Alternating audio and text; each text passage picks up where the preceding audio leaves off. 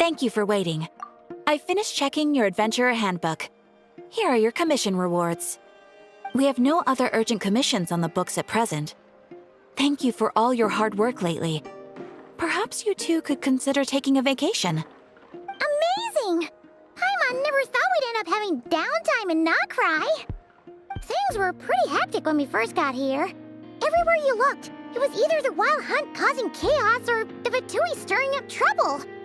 It felt like this whole region was one giant slime in a barrel, ready to go boom at any moment. Sure have. Things were looking pretty dicey, but in the end, we managed to turn it around. Whoa! Paimon just got deja vu! Oh, that's right. It's because we've done this like a million times now. Yes. Are you two aware that the Moon Prayer Night is soon to take place? Oh, yeah! Llama told us that was coming up soon. Wait, why do you mention it, though? Do people in Nasha Town celebrate it, too? Paimon thought it was just for Moon Goddess worshippers. You're partially right. Most people in Nasha Town just see the festival as an opportunity to do business. They do not concern themselves with the religious element. The festival was first celebrated by the Frost Moon Scions. On this day, they would wear moon prayer blossoms and celebrate the birth of the moon goddess through song and dance. They would also prepare food and handicrafts and give them as gifts to others. Over time, it became Nod-Krai's most lively festival. Oh, sounds like fun! Great! Well, in the meantime, since Catherine doesn't have any commissions for us, let's focus on some personal business instead. When we first got here, you mentioned that this was where your spaceship landed? We didn't get to follow up on it at the time, because we got wrapped up in that whole rare situation, but now we can finally start investigating it properly. Well, there's a saying Paimon's heard around these parts, which goes, if you lift up a rock, you'll find something you weren't looking for. By that logic, you'll never find what you're looking for while you're searching, but the moment you stop looking, it'll jump right out at you. Could be worth a try though, right? Anyway, Paimon suggests we focus on other stuff we want to do for now, and just keep an ear out for spaceship-related intel as we go.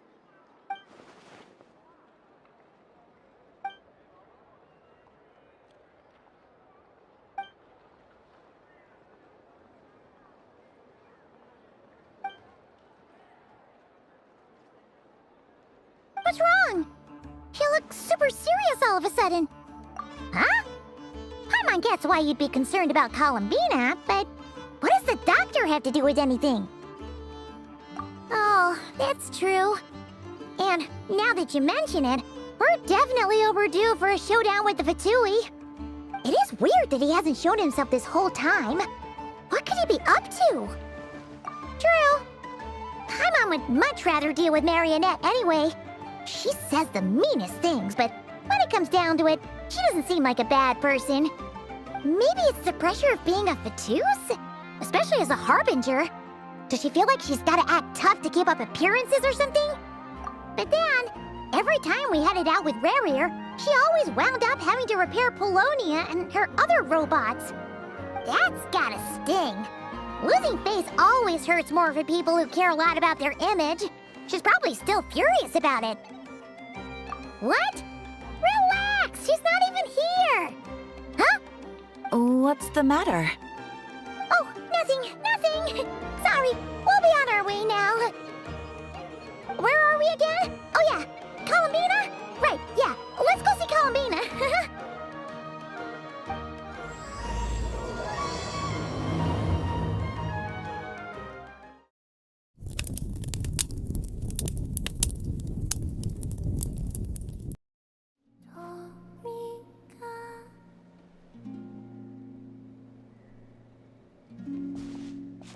Hey, she's sitting up!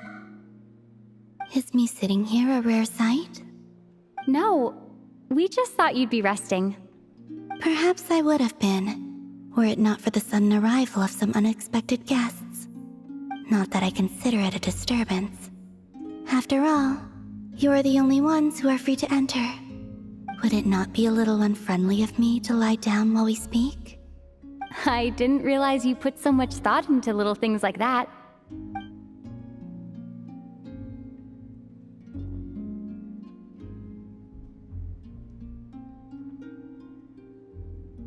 me sometimes.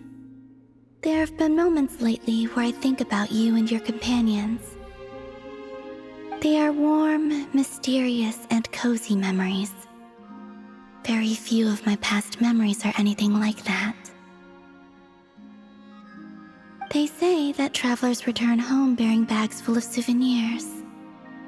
But my luggage was empty, and I believed it would stay that way. Return home? So, you're still planning on returning to the moon? Yes. This planet continues to reject me, reminding me that I do not belong here. If I remain into that, there will come a day that I disintegrate. And I don't mean reduced to dust, or turned into food for the flowers. I mean, I will cease to exist entirely. Alright then. Well, we're sure gonna miss you. But it sounds like we'll have to say goodbye. How do you intend to return? The moon prayer night is soon to arrive. On that day, the moon will be closest to Teyvat. The Kuvaki in this land will reach its peak at that time. I merely need to grasp the tide, and with relatively little effort. Oh, Paimon gets it! It'll work like a slingshot! You make it sound like she's gonna get blasted up to the moon. If I did that, I suspect I would crash into the false sky. I will be using a much gentler approach. But I do like the analogy. It's fun. You see? She gets Paimon's sense of humor. In the blink of an eye, the time has come to part ways. It does feel that way, doesn't it? Time seems to fly fastest when you are enjoying it. I have always thought of myself as a wanderer on this earth, and it has never expressed any desire to keep me here. Yet, just as I plan to depart, it tugs at my arm. Is this a gesture of affection? Or is the world mocking me? Oh. Were you hoping I can answer that? Yes. You are a traveler, so you must have a lot of experience in this area. Then, what I would say is, enjoy the moment. That's right! Don't overthink it! Happiness is happiness and joy is joy! The point is to enjoy it, not analyze it! I see. Then what I would say is, even though I am very tired right now, I am still happy. I can't tell from the tone of your voice.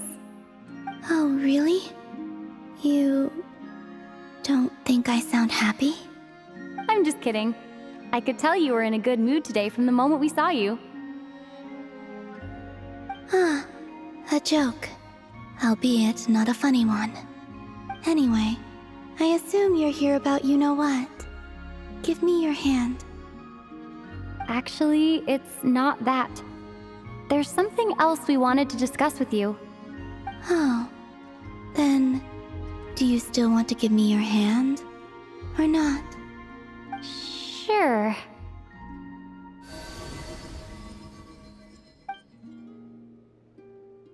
Thank you. So, I've heard that in the moon prayer nights of the past, people here would hold celebrations in the moon goddess's honor. Since you helped so much in our fight against the Rehir of Solnari, I think you deserve a farewell party before you return home. I haven't asked everyone else for their opinions on this yet, but I'd like to invite you to join the upcoming moon prayer night. I've never joined a moon prayer night before. I'm not sure what I would even do. Oh, don't worry about that! We take care of everything! All you need to do is show up. Of course, there's no need to force it if you're not feeling strong enough. It's just, this kind of felt like a golden opportunity. But they call me Kutar, and the Fatui have an arrest warrant out for me. I shouldn't appear in public right now. I'll make it work. You have my word. Yeah, we got your back! Well, she does. Paimon Lama's actually not too sure what she's planning. All right, if you're sure. I will not refuse your invitation. I suppose it wouldn't hurt to pack a few more sights from this world into my suitcase before finally learning what my homeland looks like. Oh, if you see Lama, please tell her that my answer to the question she asked me is neither yes nor no. Rather, it is, there is no need. That was kinda cryptic, but sure. Guess it's between the two of you. We'll pass along the message. Bye for now!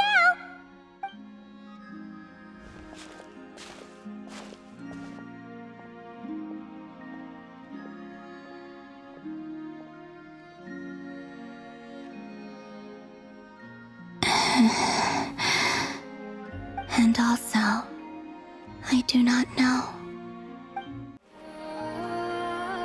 Hey, Llama! It's us! Huh? Varka? What are you doing here? Beats me. I had a bit too much to drink last night, and when I woke up, I was on Hisi Island. Mr. Varka is helping to oversee Nasha Town's preparations for Moon Prayer Night. He is here to go over some details regarding the decorations and custom cloth designs. Right, yeah, that too. What do you mean, that too? Yes, celebrating this festival is a long-held tradition here in Nod-Krai. On this day, the crescent moon at the top branches of the verdant crest turns into a full moon, and the moon prayer blossoms bloom with a special radiance. Our people take these to be blessed omens. It's an especially welcome event coming off the back of all that nasty business with Rare. Everyone got put through the ringer recently, and now they're looking to turn their fortunes around. The big shots in town all agree that a big, lively celebration is just what we need to rebuild people's faith in this place. No wonder Catherine said the people weren't so bothered about the religious element. That's right. It's become more of a local custom by this point. The celebrations have little to do with whether the religious stories behind this event are true or not. Even the Frost Moon Scions are eagerly awaiting the coming of Moon Prayer Night, despite now knowing that their past beliefs were founded on a falsehood. That's fair. It's a bit like the Lantern Ride in Liyue. It's a chance for people to enjoy themselves, not debate the existence of the Adepti. Oh, one other thing. We just went to see Columbina. We went ahead and invited her to take part in the festival this time. Hope it's okay. Wait, so... you mean she agreed to it? Huh. That's quite a surprise. Then, I suppose that she intends to return to the moon on that day. Oh, yeah. It's kind of a complicated process, but basically, it's like a slingshot. I understand. In truth, I had a feeling that she might make such a decision. Well, if Kuthar has decided to participate in the festival, we should prepare accordingly. Yeah, exactly. She was saying how it could be risky for her to show her face in public. We were wondering if there was any way we could hide her. Unfortunately, the people who carved the statues did an excellent job of capturing her likeness.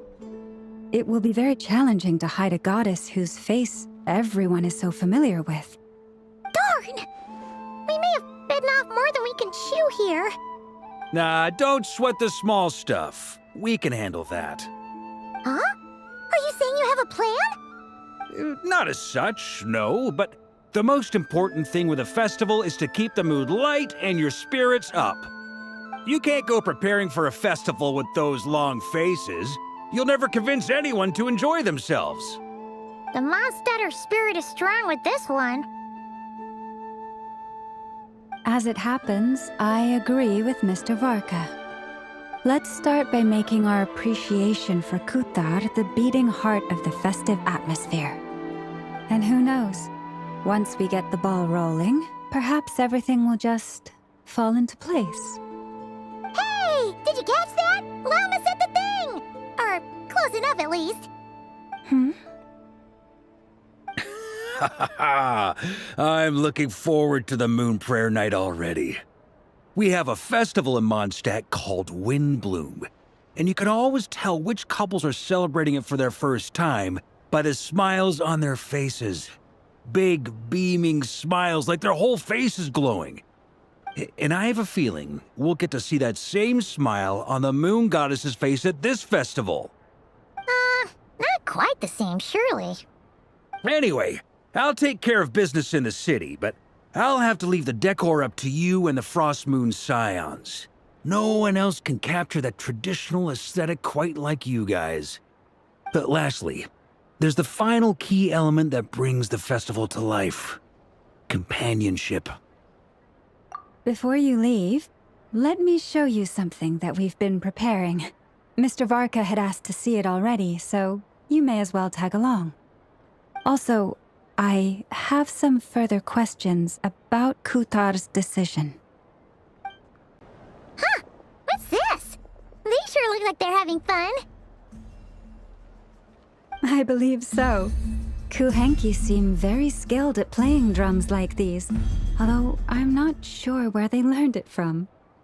Maybe it's an innate talent? In their eyes, they're probably just playing with toys.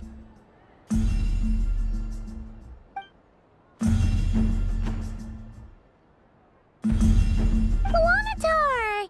You want to play too? Yeah.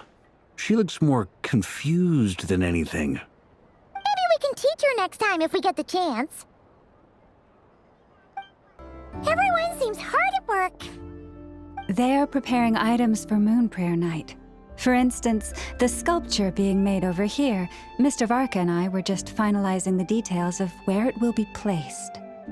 Ah, there she is. I didn't know the finished article would be so large. Not to worry, though. All the necessary arrangements have been made. Just let me know once it's ready, and I'll get some people to ship it over. You have my thanks. And over here, we are preparing a very traditional confection. Oh, look at all these colors! It looks great! Can Paimon try one? Of course. I have a feeling you'll like it a lot. You bet! Sweets and treats are Paimon's favorite! If you included those in the Feast of the Moon, I bet Paimon would have joined the Frost Moon Scions by now. There will also be verdant crests like this present in Nasha Town during the festival. The timing of Moon Prayer Night is not completely set in advance. We make a rough estimate, then observe the changes in the verdant crests and moon prayer blossoms to guide us. As such, the wait itself is a fun feature of this particular festival.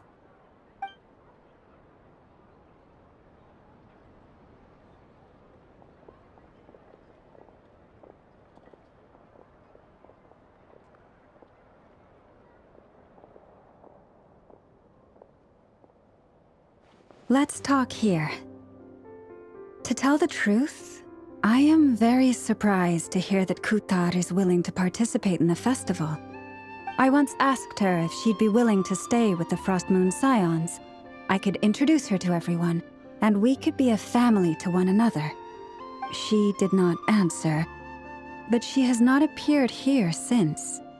I took this to mean her answer was no, but if that were the case, she would not have accepted this invitation.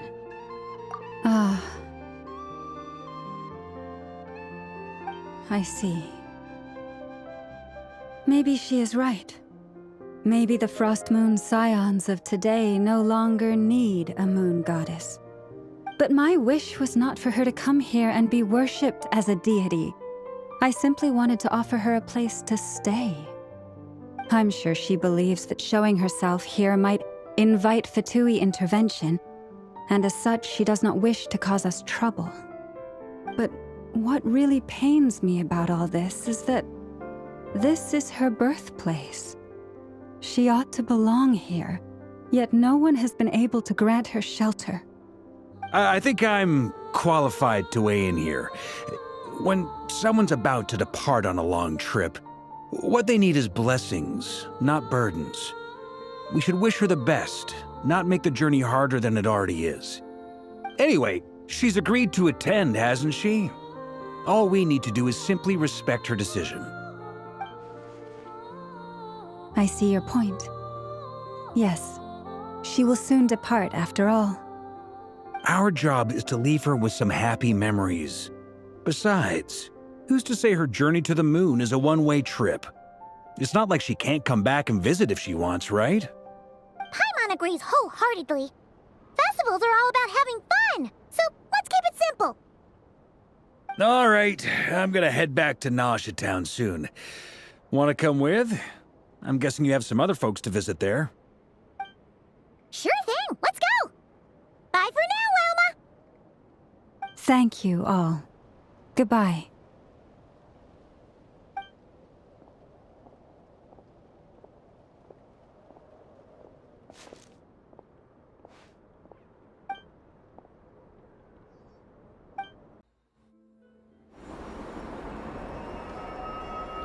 Huh?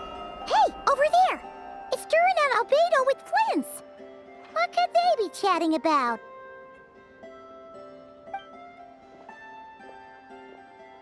Your guess is as good as mine. Ah, Grand Master, and the Traveler and Paimon. Hello there. It's been a while. Perfect. We have some new volunteers for our investigation. Wait, let me guess. The righteous Lightkeepers are finally ready to hunt down the Abyssal Dragon? Haha. Yes, that too. Yeah, right! Oh, wait! Why does everyone keep saying that too?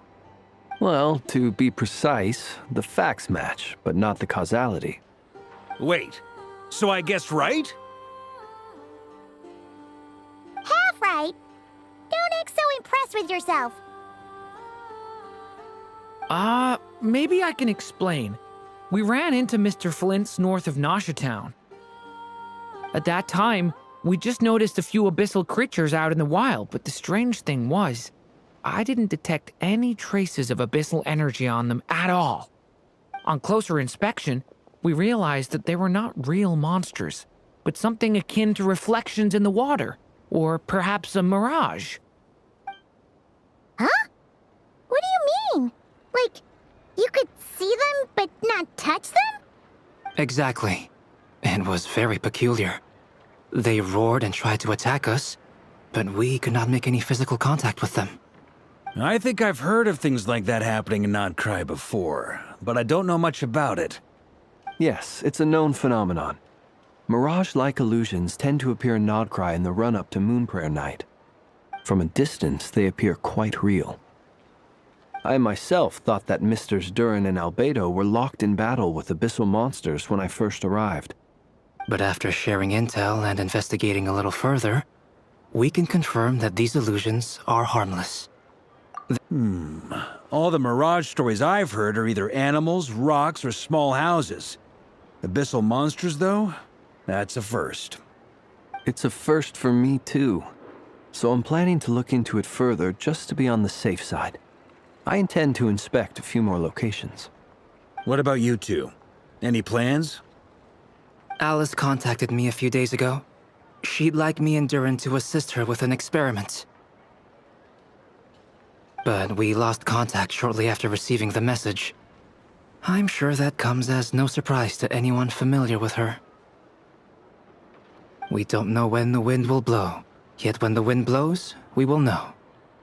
That, in a nutshell, describes how Alice operates. Yeah, that tracks. Okay.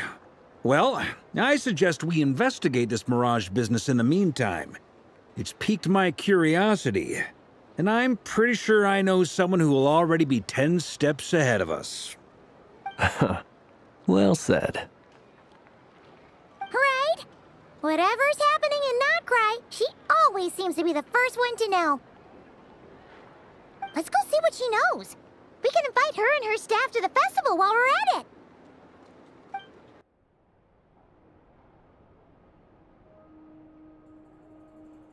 You're right, I have noticed. There's certainly something a little fishy about this situation. Only a little, though. Records indicate that this phenomenon can occur in the days before and following Moon Prayer Night. That said, it has always been a rare sight in the past. The odds of encountering these phantoms are similar to looking up in the night sky, happening to see a shooting star, and managing to make a wish before it disappears. But this time, either everyone's getting lucky, or they're appearing far more frequently than usual. Yehoda's out gathering intel as we speak. In the meantime, let me check off some points of interest. First, the Abyss. The ones we saw seem to be abyssal monsters. Indeed. But we have identified one location where many more of them have made an appearance.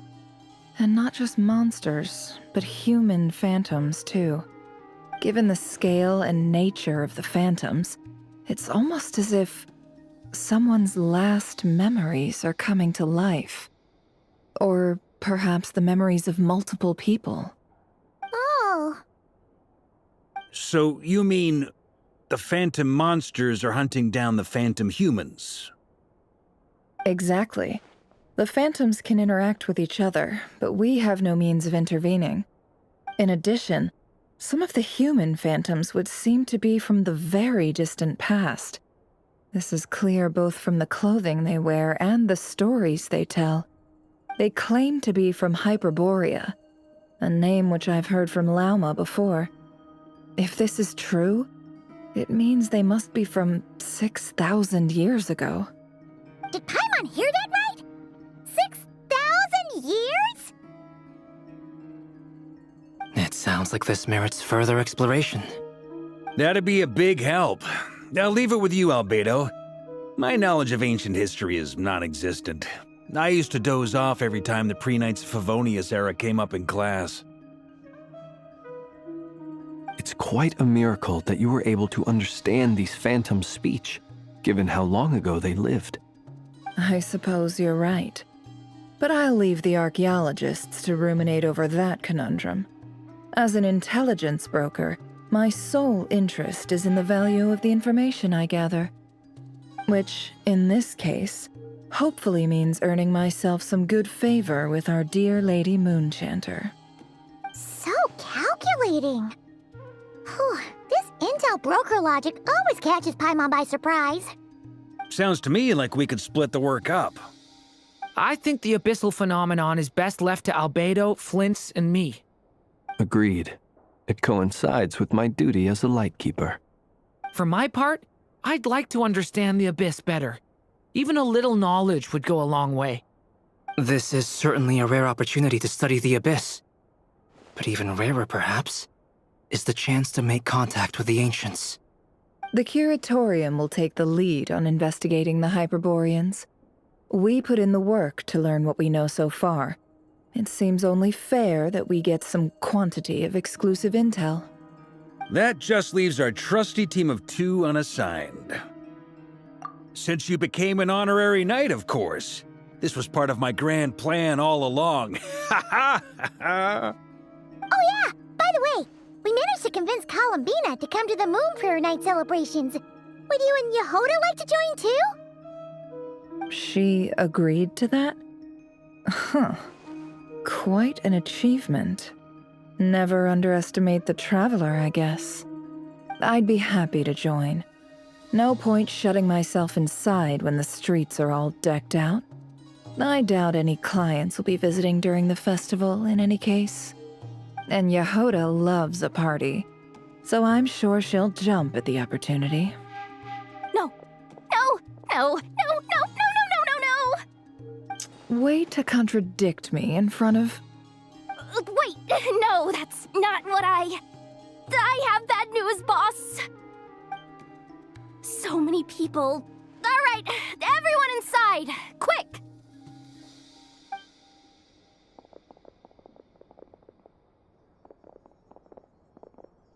This is gonna sound crazy, but hear me out. I saw one of those phantoms at Star Sand Shoal, and it was it was some sort of flying ship. Like a spaceship?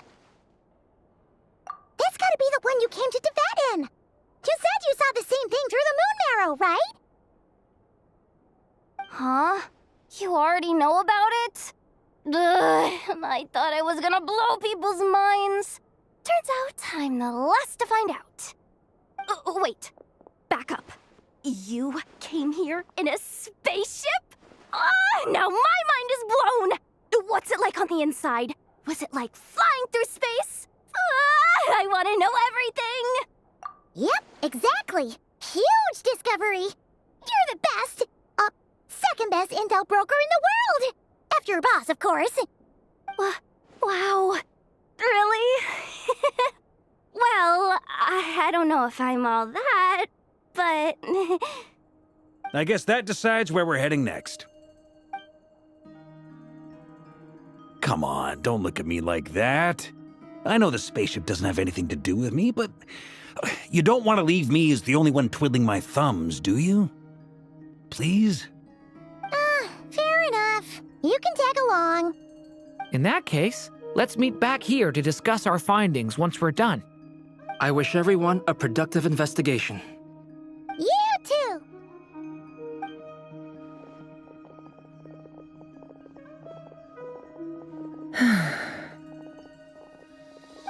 What's up, boss? Aren't we gonna head out? Tell me, Yehuda, when did the curatorium start giving out intel for free? Oh, sorry, boss.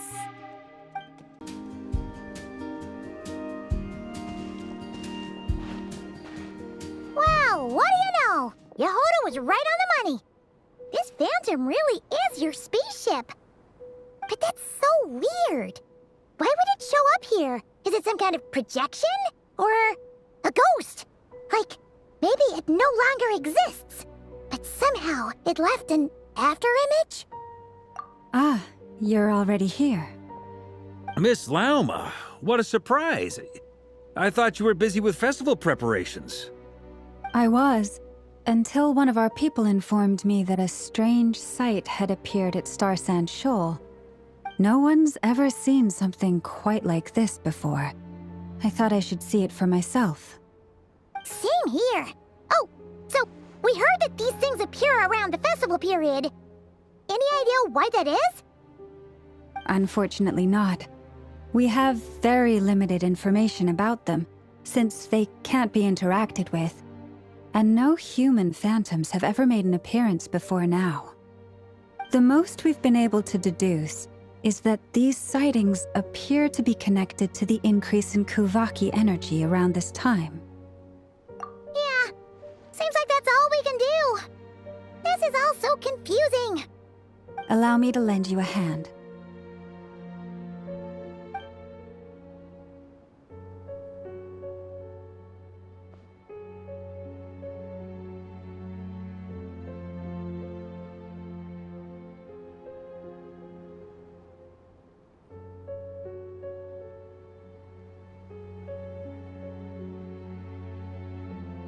Everyone, our friend here should be able to provide us with some information.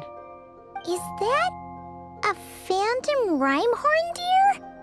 I've heard about how the Frost Moon Scions live in harmony with the animals and can even communicate with them. That's coming in handy now, for sure. Okay. Yes, I understand. Then how about this?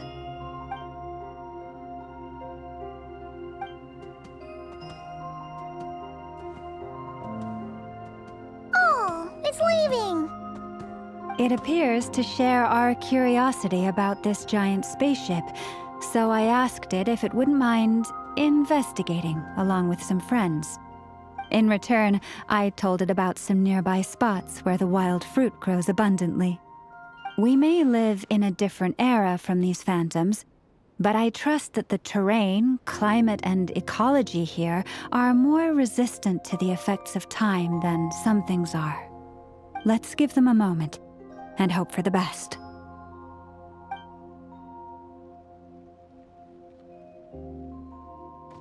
All back together? Must have been a lot of fruit. Indeed.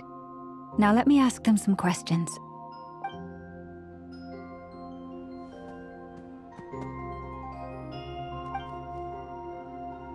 It did find a lot of wild fruit, enough for them to feast for a long while. This puffin circled in the air several times, but didn't spot anything out of the ordinary. Certainly nothing to do with the spaceship. Huh. Well, it definitely makes sense to get a bird's eye view. Indeed. Other than that, I was also thinking that the world these phantoms see is also different from ours. Oh, I get what you mean. The wild fruit exists in both times and spaces, but there might also be things that only exist in that space-time, which we can't see. Good point. Great thinking, Lauma. Blunthorn rhinos can use kuvaki to shift great rocks, but this one says it couldn't get that ship to budge by even an inch. The sniffer mole tried too, but despite being a skilled digger, it could not get through. They say that the spaceship looks robust and undamaged. It seems completely impervious to any and all attacks. Whatever lies within is well defended from harm. So, just like us humans, there was nothing they could do about this spaceship either. Yes, still, they deserve our thanks. We are grateful for all your efforts, dear friends. Now go, and enjoy your feast. I've noticed some other human phantoms gathered nearby. Come on, let's go talk to them. What is this thing? I've never seen it move, and there's no way to get inside. Goodness knows. My grandpa says it's been sitting here at least since his grandpa was still alive. What about his grandpa? Did he say anything to your grandpa's grandpa about it? Huh? I don't know. In all likelihood, it was here back then too. Hard to imagine something this huge could move. Guess that means that as far as they're concerned, this ship's been around a long time. Come on, brothers. If we can get even a small chunk off of this thing, it's gotta be worth a fortune. Today is the day we strike it rich. Huh? You mean Paimon? Yes, brother, I shall join you. Let's make our fortune. We should go with them. What the? This thing is crazy tough. I can't even scratch it. What's it made of? Sorry, brother. Looks like we'll have to seek our fortunes elsewhere. Enjoying yourself? I was just seeing if I could influence this phantom's perception by playing. But nope, no dice. I'm sure we're all starting to build up an idea of what's going on here now that we've spoken to some of the people. These phantoms are reenacting real historical events in Nod-Krai. It's almost like we're in some kind of interactive stage play. We can talk to the actors, but the plot is fixed, and we can't influence it. It makes sense. History is set in stone. The objective facts of the past cannot be changed. Paimon totally thought you were just goofing around earlier. But actually, you were doing some serious investigating. Of course I was. Anyway, at this point, I think we're forced to conclude that although the Phantom spaceship is right there in front of us, we aren't going to learn much about it from these people.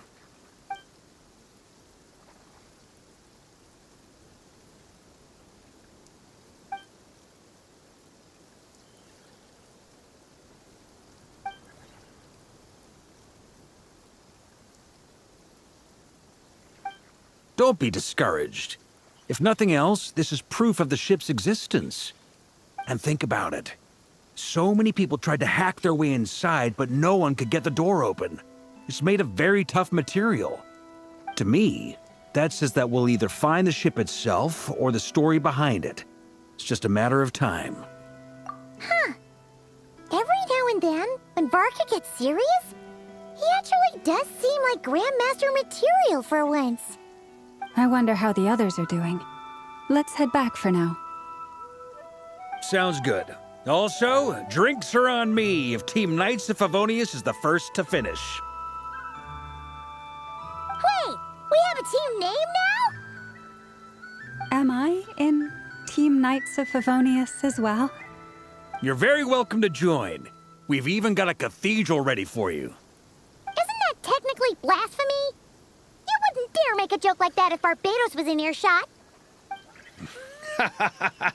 Nah, I'm sure Barbados doesn't mind a little harmless blasphemy once in a while.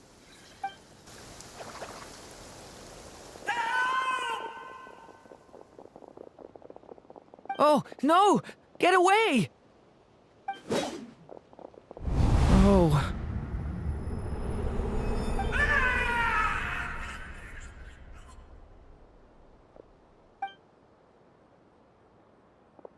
I know it's hard to stomach, Mr. Duran. But as I'm sure you've noticed, there is nothing we can do to intervene in that which unfolds before us. But we have to at least try. And try you have. But are you aware of how many unsuccessful attempts you've made now? I wasn't keeping count. I'm afraid this is the 39th failure so far. Or the 5th if we're only counting this particular victim. There are no indications that these phantoms may be altered in any way. You seem to have calmed down a little. I'll make us a fire. You should rest and have some water. Feeling any better now, Mr. Duran? May I ask a few questions? Be my guest. What exactly are we witnessing here? What happened to those people? My guess would be that we are seeing Nod-Krai during the Conrian Cataclysm. Would that be accurate? Conria. That is correct. As you know, once the Abyss senses even the tiniest crack, it floods in and spreads like wildfire.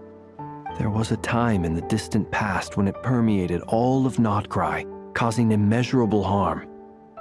The people paid a terrible price to heal this land.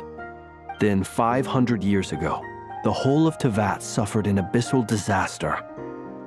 Once more, Nod-Krai was dealt a devastating blow. I see. In the face of the abyssal onslaught, all were like grains of sand tossed around by a tidal wave. Be they human, fae, or god. The moment you witnessed is but one drop in a whole ocean of catastrophe. All right. I guess that answers my second question, too. I wanted to know why there's nothing I could do to help them, and that's because what we are seeing is history. That would be my guess as well. As I understand it, history and fate are not all that dissimilar. The latter may be unseen to us, but both are immutable. Yes. Fate was determined long, long ago. I still have a couple of other questions for you, Mr. Flint's. You mentioned more than one abyssal disaster that has struck this land in the past. How can you be sure that what we're seeing is from the Conrian incident? And also, how are you able to stay so calm when you're talking about these events? From everything I know about you, you're not cold or ruthless, and you're not indifferent to the suffering of others. Alas, I am forced to show my age. I must be 600 or 700 years old by human measure. Wait, so you... One is not easily moved by history when one has witnessed the truth firsthand. I'm sorry. You needn't apologize. Your passion is a good thing to have. Treasure it, because someday you may find it in terribly short supply. Now, at the risk of offending you, I have a question in return. Your curiosity toward the Abyss, is it born from hatred or because you sense its call? I only ask because I kept a fragment of Rarir's body in my lantern for a short time. Specifically, his heart. So I know what a burden it can be to carry the Abyss with you. And I hear its power growling from somewhere within you. In my eyes, your mere existence is a miracle. My honest answer is... I don't know. I don't think I have the confidence to say for certain. What I will say is the Abyss is not the only issue that haunts me. Even before I became who I am today, the question dogged me constantly. Should I even exist at all? My doubts remain unresolved. But when we fought Rerir, something became a little clearer to me. Sometimes it is the darkness within us that allows us to achieve the impossible. I certainly got the sense from your 39 attempts that you were trying to achieve the impossible. It sounds like you've resolved to see the truth for yourself. Absolutely. In that sense, he and I are quite similar. Then I wish you every success. I look forward to the day of your transcension. Well, if everyone's caught their breath, I suppose we should head back. Oh, and one last thing. I'd appreciate if you kept our discussion about history a secret. Incredibly, our separate investigations led us all to the same conclusion. Hooray for consensus! Yeah, but we barely learned anything, though. I totally thought this would be the mother lode. Talking with the ancients? I mean, come on! But nope. All we got was useless snippets of conversation. And all this stuff about moons and hyperopia. What a load of baloney. Seems like people back then had a few screws loose. I understand your frustration. We found the same issue. Each phantom only showed a very brief moment in time. There isn't much value to be found in these miscellaneous fragments of a civilization's history, no matter how glorious it may have been. If there's a silver lining, it's that these phantoms are harmless to the present reality. They shouldn't get in the way of the festivities. Paimon agrees. And not just because it's the first thing she understood in this whole conversation. You look disappointed, Nefer. Is something the matter? What do you think? We all worked our tails off, but the only one to gain anything from it was you, Lady Moonjanter. Well, please do share the Hyperborean records with me. I will gladly inscribe them in our people's documents. Oh, duh! Yeah! That was it! Hyperborea! Hyperborea. I'm serious. Only an expert in the Frostmoon Scions and their history can turn these records into valuable research material. The alternative is to let them gather dust on the Curatorium's storage shelves until the pages turn yellow. Nefer, you're wise enough to know that cooperating and sharing the profits is the best course of action here. Well, that goes without saying. Sure, let's do that. Huh? But didn't you say we aren't supposed to give out intel for free? Sorry. Shutting up. Now is not a good time to push Nefer's buttons. Anyway, back to Moon Prayer Night. I'm thinking that we should prepare something a little special, aside from the usual decorations and so on. You mean a parting gift? Can't go wrong with food. Although, does food go bad on the moon? Perhaps a lantern would be a better choice. It might be dark up there. It could prove difficult to light a lantern on the moon. Magical stones might serve that purpose better. What about a clockwork mecha model from Fontaine? I've got a whole bunch at home. I use them for fighting practice in my free time. None of these sound like things she would be even remotely interested in. But we don't interact with her enough to know what she likes. Yeah.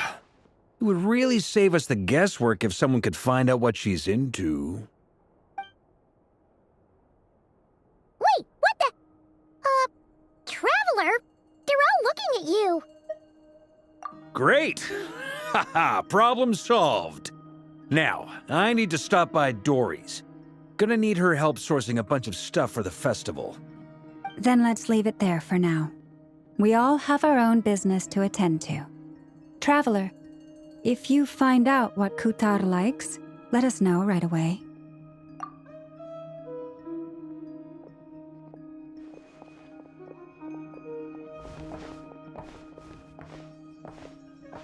Is something the matter? I'm fine. It's just... I'm still feeling a little rattled after witnessing the horrors of the Abyss. But it's okay. This is something I have to work through. I'll be all right. Thanks for your concern. Well, don't put too much pressure on yourself. If you ever feel like something's wrong, physically or mentally, we're here to talk. Come on. Stop treating me like a kid. Columbina, we're back! Huh? She's not here. Weren't there a few Kuhenki here last time, too? Where did they all go? Walkies? For Kuhenki? You're not pets, you know. Oh, well, looks like we just came at a bad time. Let's try again tomorrow. There's still a few days until Moon Prayer Night, so we're in no rush. Besides, she needs time to rest anyway.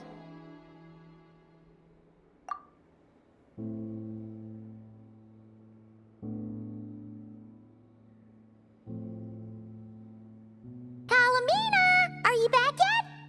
Oh, how strange. Looks like she still isn't here. Right? It's not like her to spend so much time outside, especially since she's worried about attracting unwanted attention. What about Luonatar? Luonatar, you there? Hey! Do you know where Columbina went? Sorry, didn't understand. But if you know where she is, could you take us to her? Yeah, that's even stranger. What about them? Oh, that's not good news. They change color when Columbina gets weaker, right? And they look super pale right now. Good idea. She might know what's happening.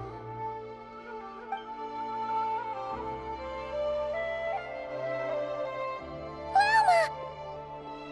Ah, it's you. How is Kutar? Is she okay? No, she hasn't. I came here to check on her after I noticed the flowers had changed color.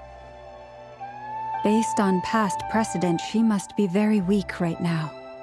Even getting up to walk would be a struggle. It seems unlikely that she wandered off outside. Not to mention that she doesn't do that at the best of times either. So yeah, this is super weird. No. Very few people are in the know about Kutar's whereabouts. And if anyone suspicious had visited, they'd have left some sort of evidence. Come on, let's go to Nasha Town. If anyone has seen her, someone there will know about it. It's Nod-Krai's information hub after all. Makes sense. Let's go!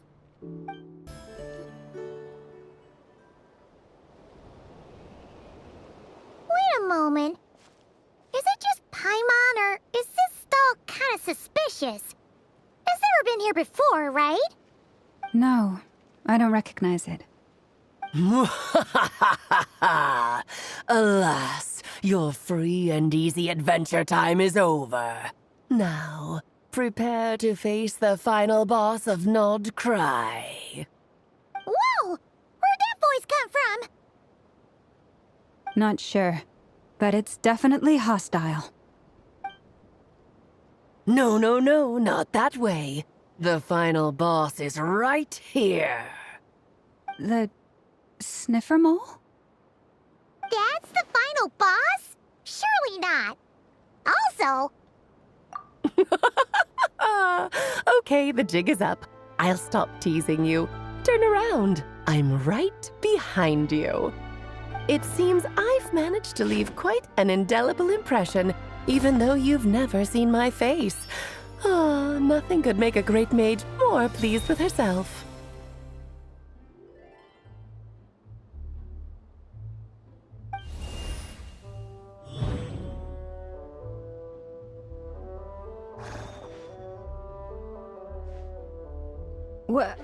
What is going on? I've heard that all the big shots in Teyvat have long, wordy titles that stun people speechless when they make their entrance. Unfortunately, none of them are affiliated with the Hexenzirkel, and we ourselves keep a very low profile. The notorious name-dropping doesn't quite work for us. Still, I, for one, think I'm really quite amazing. So that didn't stop me from coming up with a title anyway. Alice! It's really you this time? Not a lantern or a Dodoko, but Alice in the flesh? Oh, that's right. So, what do you think? How does it feel to finally meet me? You look like... Oh, that's the first thing you thought. A little surprising, but that actually makes me very happy. Because that means that when Klee grows up, she'll be just as stunningly beautiful as her mother. So she's a friend of yours? Kind of. This is actually the first time we've seen her in person. I see. Madam Mage, that was, quite a powerful entrance. I certainly won't be forgetting it anytime soon. It's okay, Lauma, don't force it. Paimon will do the honors. This is Alice from the Hexenzirkel. She's a friend of ours. And of Arcus, too. That's right. She's a good person, just kinda... unpredictable. Well, what is the human heart if not unpredictable? Hmm? If we could not do as we please, how would we differ from machines? I am Lauma, Moon Chanter of the Frost Moon Scions. It is a pleasure to meet you. Oh, I know. Before you got here, I spent a good, 15 minutes getting up to speed on Nod-Krai's present situation. In other words, I've read the whole in the last episode part, so we can skip the pleasantries. Fair enough. Well, Miss Alice, I can already tell that you have quite a unique personality. He'll get used to it. Paimon sure is. So anyway, what are you doing in Nod-Krai, Alice? Oh, I thought I told you already. This time, I'm the final boss. And what a formidable foe I shall be. Powerful, confident, decisive, and good luck finding my weak spot. You will never succeed. Oh, drat. My one weakness, and you found it in an instant. Fate has been dealt a devastating blow. Thus falls the great Dodo King. Why are you playing along with this nonsense? For funsies, of course. What's wrong, Paimon? Are you disappointed in me? Am I a gigantic letdown? No, it's just... you seem like a busy lady. And this is the one time you've shown up in person. Paimon figured it would be for something more high stakes than just goofing around. You're quite right. I'm here in Nod-Krai because something big happened. Something big enough it caught the attention of the Hexenzirkel. It concerns the 3 moons, Teyvat's borders, and of course, the moon goddess you are currently searching for. Kind of. Why don't we discuss this over a pot of tea? My main reason for coming on this trip to Teyvat was, of course, to have some fun. But I do technically have a job to do as well, namely, maintaining the stability of Teyvat's borders. I'll skip over the complicated parts, but to sum it up, abyssal energies are all that lie beyond Teyvat's border. We'd find ourselves in a real pickle if they ever made it through. And the phantoms you've been seeing are a sign that the border has been disturbed. No wonder they tend to show up around Moon Prayer Night. Is it because the real moon is now so close to us that its power can cross the border? In part, but only a negligible amount passes through. Just enough to influence the verdant crests and so on. And as you've noticed, there has been an unprecedented number of phantoms appearing this year. The influence of the moon beyond the border cannot explain this. No, there is another far greater factor at play. The trilunar syzygy. A trilunar Syzygy. Eons ago, before the heavenly principles came to Devat, it was the then 3 moon goddesses who controlled the laws of this world. Oh, that's exactly it! The 3 goddesses split these powers amongst themselves, promising never to consolidate them into one singular body. This was meant to keep the world stable. But, fast-forwarding to the present, the eternal moon's marrow is with you, while the iridescent moon's marrow, which should never have appeared in this world, has been retrieved. Add that to the presence of a moon goddess in the flesh and... the power of all 3 moons is gathered here in Nod-Krai. There hasn't been an event like this since the War of Funerary Flame. And it's having a noticeable effect on Tevat's borders. Because I wish to give my darling daughter a peaceful, sunny environment to grow up in. Is that a good enough reason? Kinda sounds like you're dodging the question, but it does make sense. Well, that's one reason anyway, and the most important one. The others are a little complicated to explain. For instance, cleaning up after dearest Miss R. Albedo could tell you more about that if you're curious, but right now, I have a more important question to ask you. Why are you collecting the moon marrows? I see. Nicole told me about that legend once. Nicole? You mean Mage Anne? Oh, so you remember. Yes, of course. That was a story about fate, her area of expertise. But back to the story of our dear moon goddess. I'm afraid her intended method of returning to the moon is unlikely to work anymore. What does that mean? She may be missing, but she hasn't gone anywhere. She has disappeared.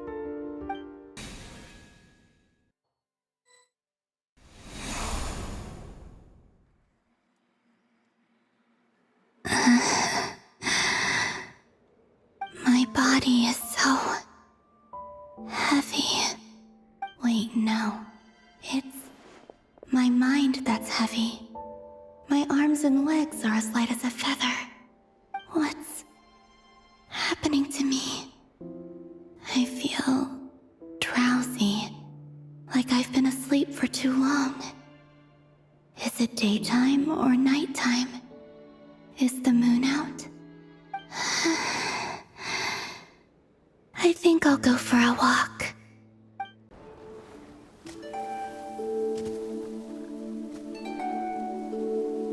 Are you out for a walk too?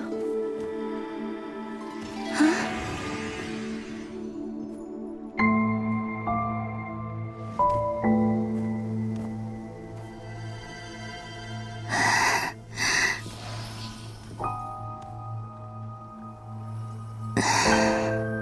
The day has come at last.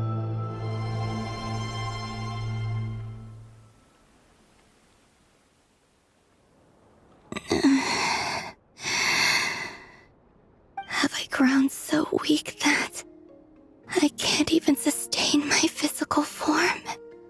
But Moon Prayer Night is nearly here. I was so close to returning home. Death is near. Is this how it ends for me? Will I return to the moon after I disappear? Or... I don't want it to end like this. So far, at least, I still exist. Even if not physically, I can still feel. But as my power wanes, I'm sure that too will fade. I suppose I might take one final look at this world.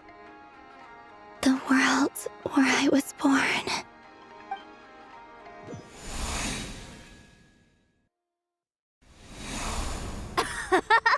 Come on! Wait for me! The Frost Moon Enclave. How much it has changed since I was born. These decorations, they're so heavy. It's times like this when you kind of wish men could be priestesses and acolytes. How fascinating. I've never had the chance to be privy to people's private lives in this way. In the past, people would get so solemn and serious the moment I showed my face, like they were frozen stiff. Karina, Lametti, it's time to eat. Coming! I want to watch them a little longer.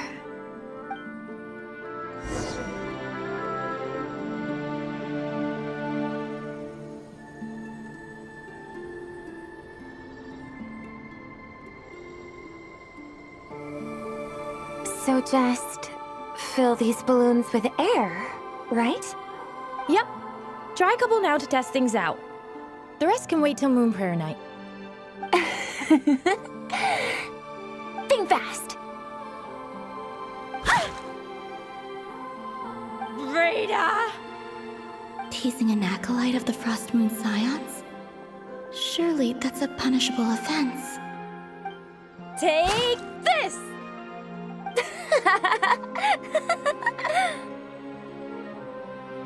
Huh? Alright, enough horsing around. Lady Lauma gave us a task. We should get back to it. The task is just to check that the balloons don't leak, right? Doesn't matter if we fill them with air or water. Yeah. Okay, you got me there. And you got me there. But still, we can't use all the balloons before the festival even starts. We won't use all of them. And as long as Lady Lauma's trusted acolyte doesn't snitch, this can stay as a little secret between friends. A couple more can't do any harm, right? Oh, you menace. Then, think fast! Is pumping a balloon full of water really so much fun?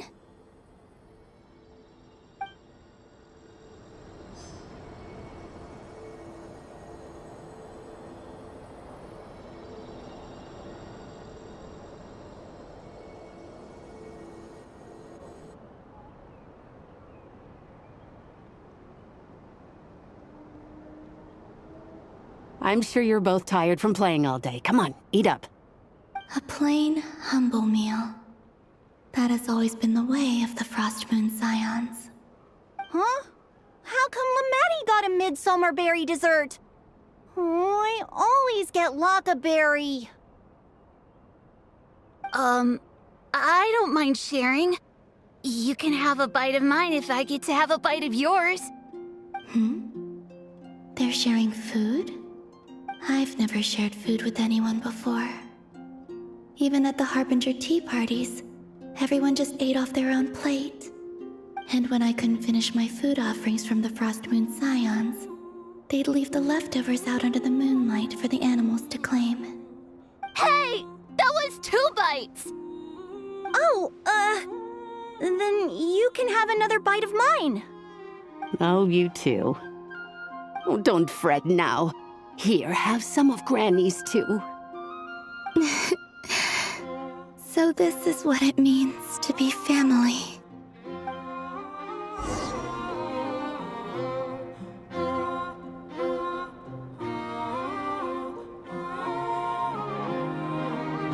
I'm seeing so much that I'd never usually get to see.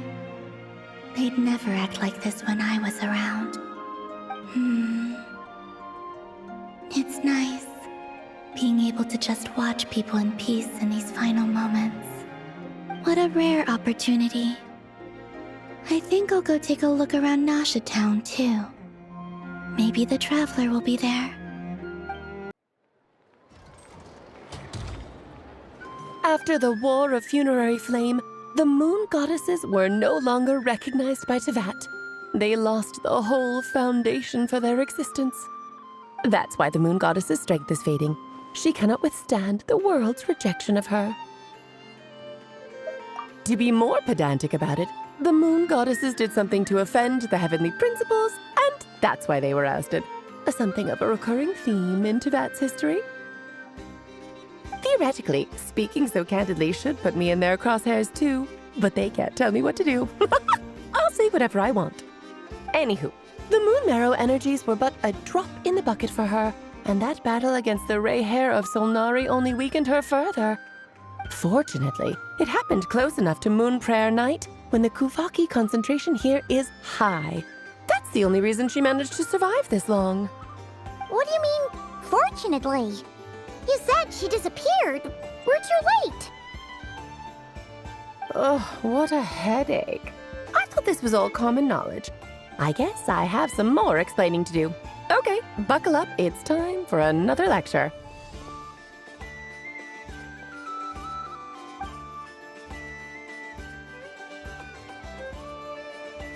Now, I said earlier that the moon goddesses lost the foundation for their existence.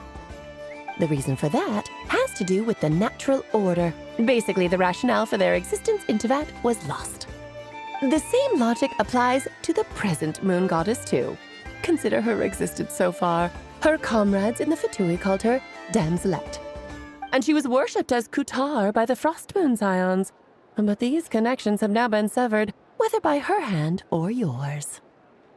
So, the rationale that once sustained her existence is now gone. Wait, we did that to her? Oh, well, strictly speaking, yes. But let's not start pointing fingers, shall we? I'll only end up as the big bad villain, and that's not the kind of final boss I want to be. Of course I do. I'm only the greatest mage in the whole entire world. Now, if you wish to find your moon goddess, there are two problems we need to solve. Firstly, we'll need to strengthen the connection between her and Teyvat, at least enough to sustain her until Moon Prayer Night. Strengthen her connection. But does that mean I'll have to rally all the Frost Moon faithful behind this? I'm afraid a bygone faith and a former home won't be of any help to her now. Do you know her name? Her name? Yes. Names are very important things. A name is a fundamental concept that anchors one's entire existence. Then your first job is to find it. As a moon goddess, I'm sure she must have a name she identifies with. Neither Columbina nor Kutar is her true name, and she's never really accepted either of them. So, finding out her real name is enough to sustain her existence? Yes, I know it sounds like a small step, but every journey begins that way. So for now, that's all we need to focus on. The second problem is with her plan to use the moon marrows to return to the moon. Unfortunately, piercing through the false sky will take an enormous amount of power. Given her current condition, she won't be able to provide anywhere near enough power, even if she recovers her physical form. But no need to fret. Nicole's the expert in this field, and I'm sure she'll figure something out. Wait, Mage N is going to help us out too? That means we've got 2 Hexacircle mages on the case. This is turning into a pretty big deal. Actually, this is more of a side quest for me. Like you said, I'm a busy lady, so I can't stay for too long. I'll have to return to Teyvat's border soon. That's the upside you get for looking out for my little Klee. Hopefully that will incentivize you to carry on keeping her company in the future. Anyway, jokes aside, you'd better get moving. It will take quite a miracle for the moon goddess's consciousness to hold out till Moon Prayer Night. Oh, I suppose I might as well tell you where Nicole is before I leave. Off you go now. Time to meet your new friend. Oh, yes, and a little suggestion. Don't forget to mind your heads. What? I wonder how Durin's doing. I should really go see him before I head back. You really are super busy. I most certainly am. There's so many children I have to keep tabs on just in Mondstadt. Durin, Albedo, Venti, Varka. Klee didn't make the list, huh? Of course not. Klee is my pride and joy. I have no qualms about her. because she's the best child in the whole wide world. Yep. Klee's a little angel. I'm glad you agree. Well, all the best. See you when I see you.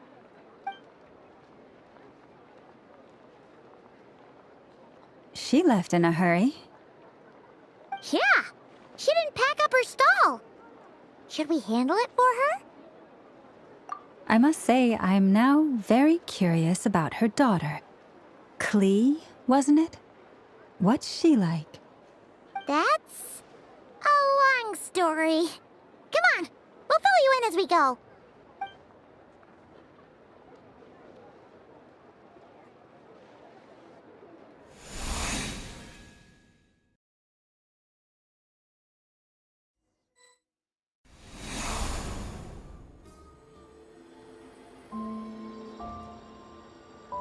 What a lively place. I've never experienced Nasha Town like this before. Hey, you old geezer! Your hammer's rusted through! Who are you calling old geezer? Are they quarreling? I'm looking right at him! You've really gone downhill since giving your daughter free rein in the workshop. Can you even swing a hammer anymore? It shouldn't take you days just to fix a single chair! You might as well use that hammer to massage my back for all the good it's doing. Don't run your mouth, or you'll get a back massage that'll put you in bed for the rest of your life. Look, the materials haven't arrived yet, all right? You know how busy it gets in the days before Moon Prayer Night. I'll bet you send all the materials to your little princess. Blood's always thicker than water, huh? All right, you've made your point, Uncle Koski. As soon as the materials arrive, fixing your chair will be the #1 priority. And Dad, if you've got time to chat, why don't you lend me a hand, See? Lolka knows what the score is. I guess they're friends. But the way they spoke to each other was so ugly. Then again, it wouldn't be the first time I've seen something like this. Columbina! Sing outside my door in the middle of the night one more time, and I'll unscrew your vocal cords. You hear me? Oh, Sandrone. So that was her way of trying to be friends with me. What a pity. I won't get the chance to say any ugly things in reply.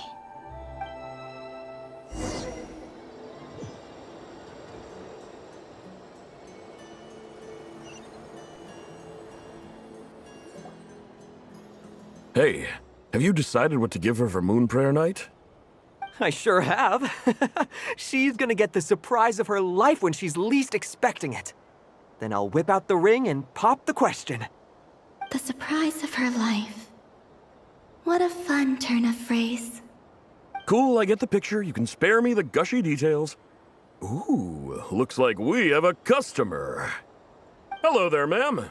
Would you like some Moon Prayer Night candy? Huh? Is he talking to me? Can he see me? Here you go. Oh.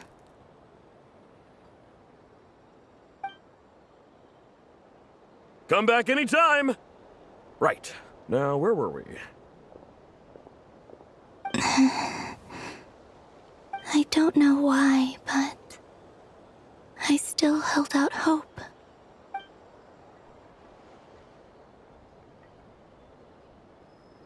The most important thing right now is to find that mage. This name thing seems super important too, but where do we even start looking? I'd better go pay the Fatui a visit.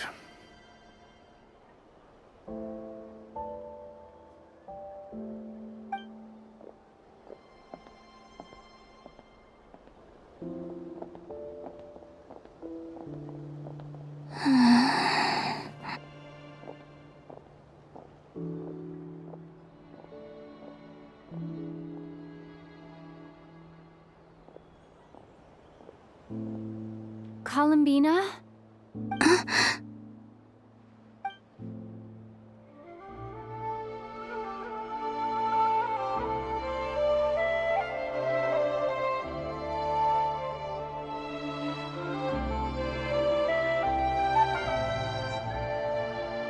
traveler. Let's go! This is no time to be spacing out!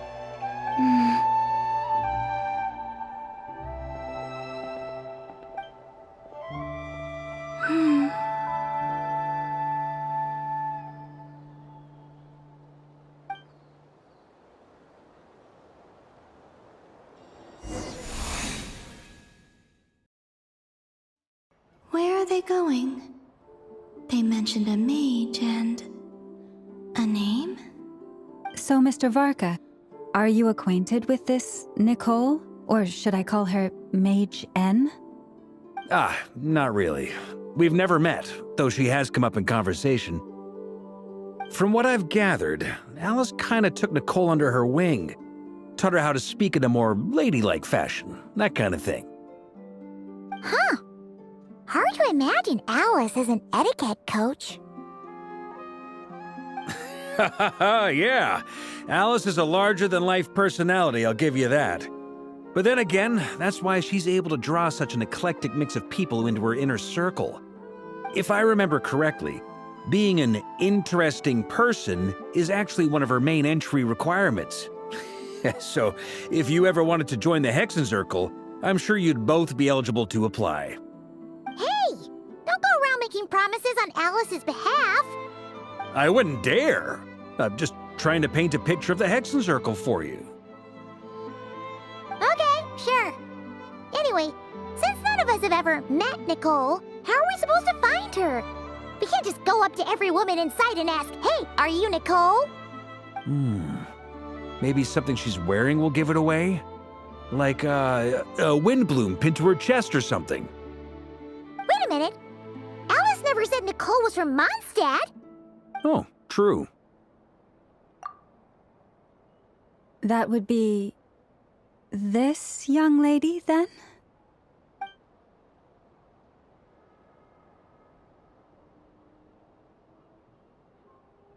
Hey there! Sorry to disturb you, but... are you Miss Nicole? Varka, Knight of Boreas of the Knights of Favonius. Alice might have mentioned me before. Ah, have we got the wrong person? Sorry. Well, this is awkward. When I shook my head, I meant, no, Alice hasn't mentioned you before. Huh? Where is this voice coming from? My apologies. For certain reasons, I am unable to speak. This is the only way I can communicate with you. It might take some getting used to, but I hope you can understand. Hey, it's fine. I'm more shocked by the fact that Alice never speaks about me. I mean, As for you two, we have crossed paths twice before, but it is nonetheless a pleasure to finally meet you. It's really you! Thanks for all your guidance in the past! You're quite welcome. This time, things are different. We have reached the unwritten pages of the story. You might say that we stand at the crossroads of fate. Now then, allow me to formally introduce myself. My name is... No, stop! Alice! I can't believe it! I had a whole speech prepared. I'd agonized over every single word. She always picks the worst moments to ruin other people's plans. I'm so sorry about that. Alice took the liberty of devising some bespoke self-introduction magic for each member of the Hexenzirkel. But I could have sworn I deleted all of the triggering conditions for it. How did it bypass everything? Oh gosh, this is so embarrassing. This is a very different side of Nicole than what we're used to. Is she not used to face-to-face interactions? Don't worry about it. We've seen that introduction magic once already, so it wasn't too much of a shock. Please go on, Miss Nicole. We'd love to hear what you have to say, or... well, communicate. Huh? Are they talking to this lady? But... Will you all promise to forget that horrendously embarrassing introduction? Sorry? Embarrassing? When? Yes. My name is Nicole, and I am one of a very few angels who have retained both their preferred form and their power. The Traveler and Paimon should be no strangers to this concept. There is another of our kind in Natlan. They call her the Lord of the Night. All right! Paimon remembers her! Yes. Well, I have retained more of my power than she. It's because I don't have a long-term duty to fulfill. To be more specific... no. We'll be here all day if I get into the specifics. Moving on. If I'm not mistaken, you are here because you wish to learn how one might reach the moon beyond the sky. That's right. Is that something you can give us any guidance on? Yes, I do know a way. It began with the Hyperboreans, who lived after the War of Funerary Flame. Blank looks. Maybe I should start with the background of the war. Or maybe not. It shouldn't be an issue. I'll fill in the gaps for you when we have more time. Anyway, after that war ended, the three moons retreated to beyond the false sky. The Hyperboreans were humans I once aided. They accepted the civilization and creations bestowed upon them by the angels. But despite accepting many blessings of the angels, many among them still held on to their faith in the moons. They were reluctant to accept the new order. Even after the War of Funerary Flame, they sought to contact the moon goddesses beyond the sky and receive their guidance. But all three had passed away by that point. This mage has a unique method of communicating. Is she talking about the moons? Yes, but they did not know. And so, still they prayed for the moon goddess's mercy. After building titanic structures that consumed vast amounts of Kuvaki, at last they glimpsed the moons and heard their voices. But of course, they were gravely disappointed. For it was then that they realized the three moon goddesses were dead. Oh, that's such a sad story. It is. Humanity was in a very sorry state at that time. The angels who had once aided them were gone, and the War of Funerary Flames had left them homeless and destitute. Just a second, I gotta ask. How relevant is all this history to the task at hand? Well, I mean, it's... Okay, it seems we've drifted into irrelevant narrative waters. It's been a while since I've had the chance to speak inside someone's head. As soon as I got started, I lost control and the words just flowed out like a waterfall. What I'm trying to say is... Right, yes, that's it. The relevant part is the ritual created by the Hyperboreans. The fact that they bypassed the false sky and saw the true moons implies that they successfully built a connection between Teyvat and the outside world. Which means, with enough Kuvaki and a sufficiently stable connection, it should be feasible to send one person over the border. Okay, so they built some kind of portal? Oh, yes. A portal. Yes. Is something wrong? You sound disappointed. I just didn't expect you to summarize it so well. It turns out I could have said all that in one word, if only I'd managed to think of it. No, please, it's fine. This is invaluable knowledge. I'll be sure to record and preserve everything in writing. Oh, really? Well, in that case, I suppose I could backtrack and add some more detail. I did gloss over a few things so far. Whoa, whoa, whoa, time out.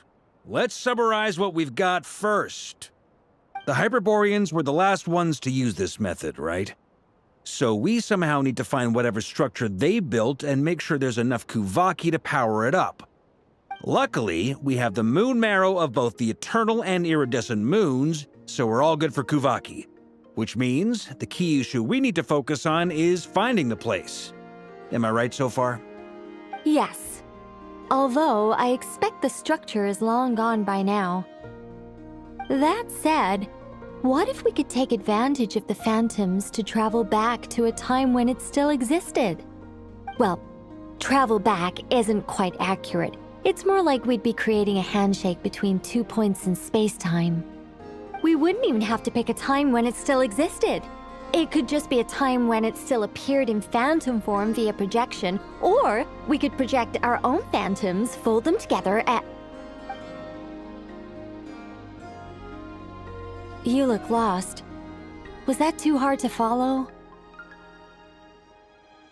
Yeah, things got a little, technical there. Paimon's brain is reaching capacity. All right.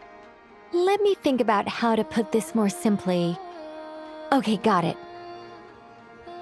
Over the next few days, I'll search for phantoms that we can use. Once I find one that meets the criteria, I'll let you know and we'll regroup. By completing certain rituals, specific individuals will be able to enter the phantom and make it to the Hyperborean structure. If everything checks out and it looks feasible, we'll just need to wait for Moon Prayer Night, and we can send the Moon Goddess back home. I'm really skimping on the detail here. Is this making any sense at all? I think so. For now, we'll just wait to hear from you. Yes. Basically, yes.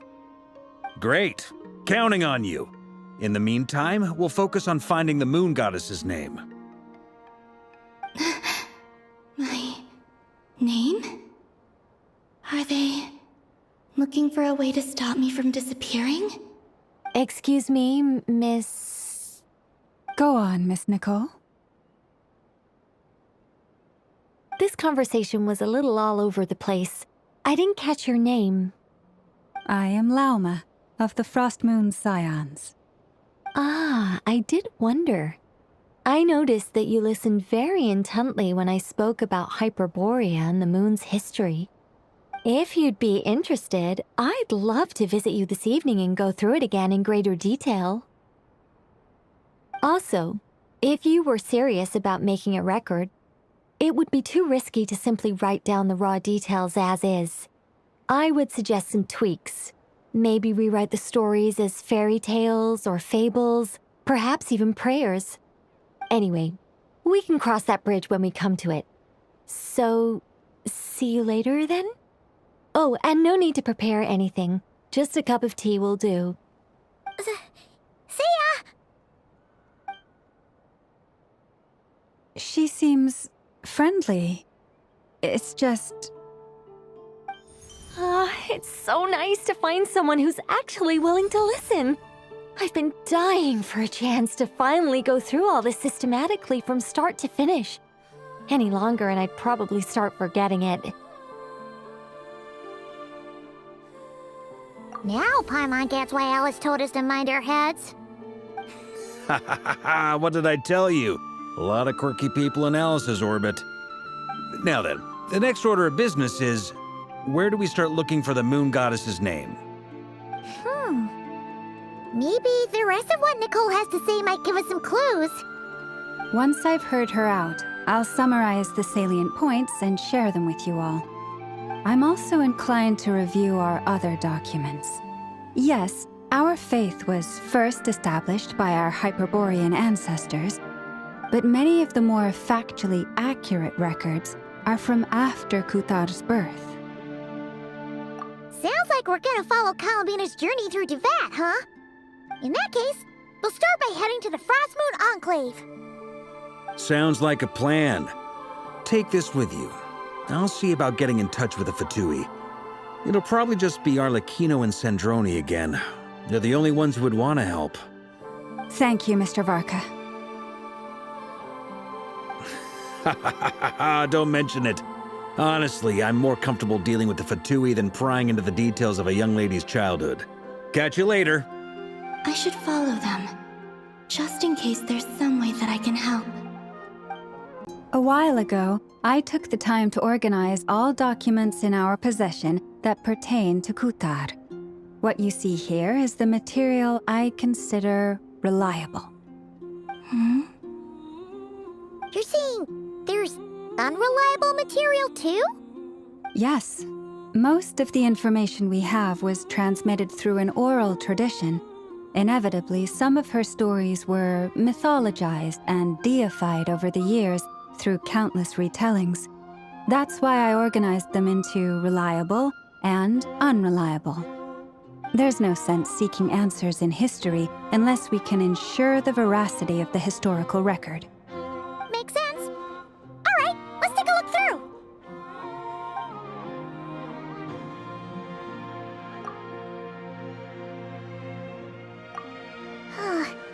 Almost all these records refer to Kutar instead of Columbina. Although neither of those is her real name. Paimon's not sure what point she's trying to make. What we can gather from these records is that the Frostmoon Scions worshipped her as a god, placing impossible expectations upon her. I cannot fault them for their earnest faith, but for all their devotion, worshipping her day in, day out changed nothing. I imagine that none of it resonated with Columbina. It wouldn't surprise me if, even back then, she had already begun to reject the name Kutar and everything it represented. Lauma speaks the truth. When I heard them call upon Kutar with hope and expectation in their voices, they may as well have been calling upon somebody else.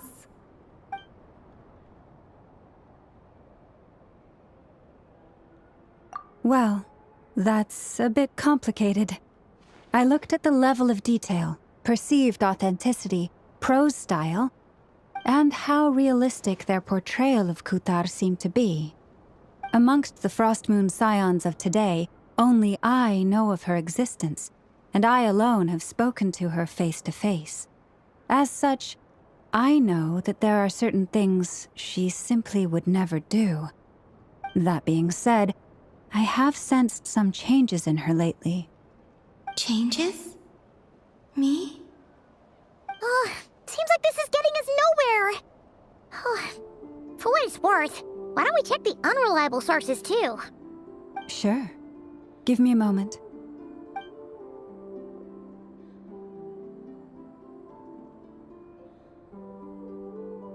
Exerting but a fraction of her divine might, Kutar sheared a great mass from the snow-capped mountain and cast it into the sea, upon whose surface shone the mirror image of the moon.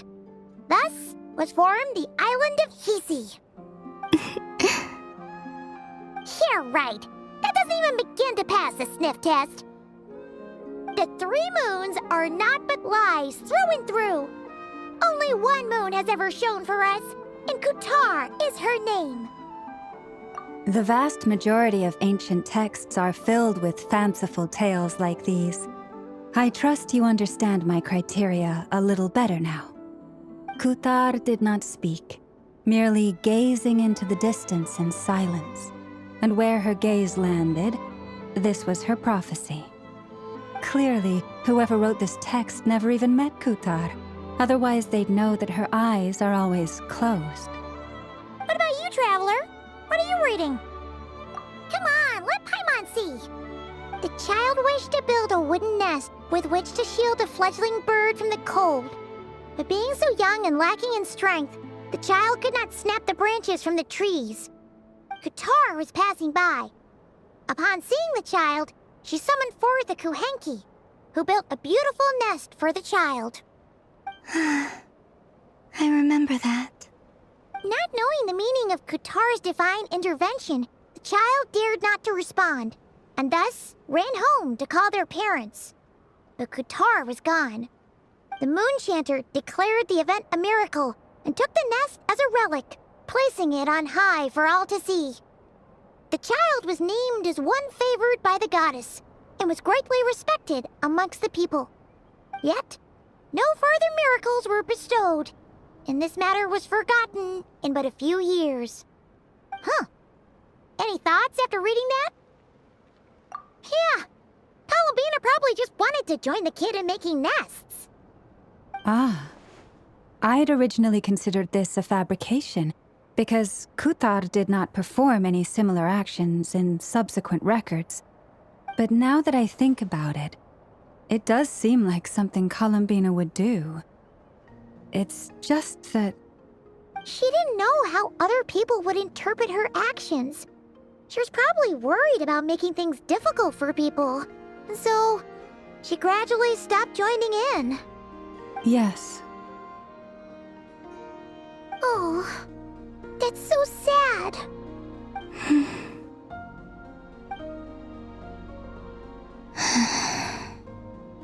And now, I can make no such gestures of warmth, even if I want to.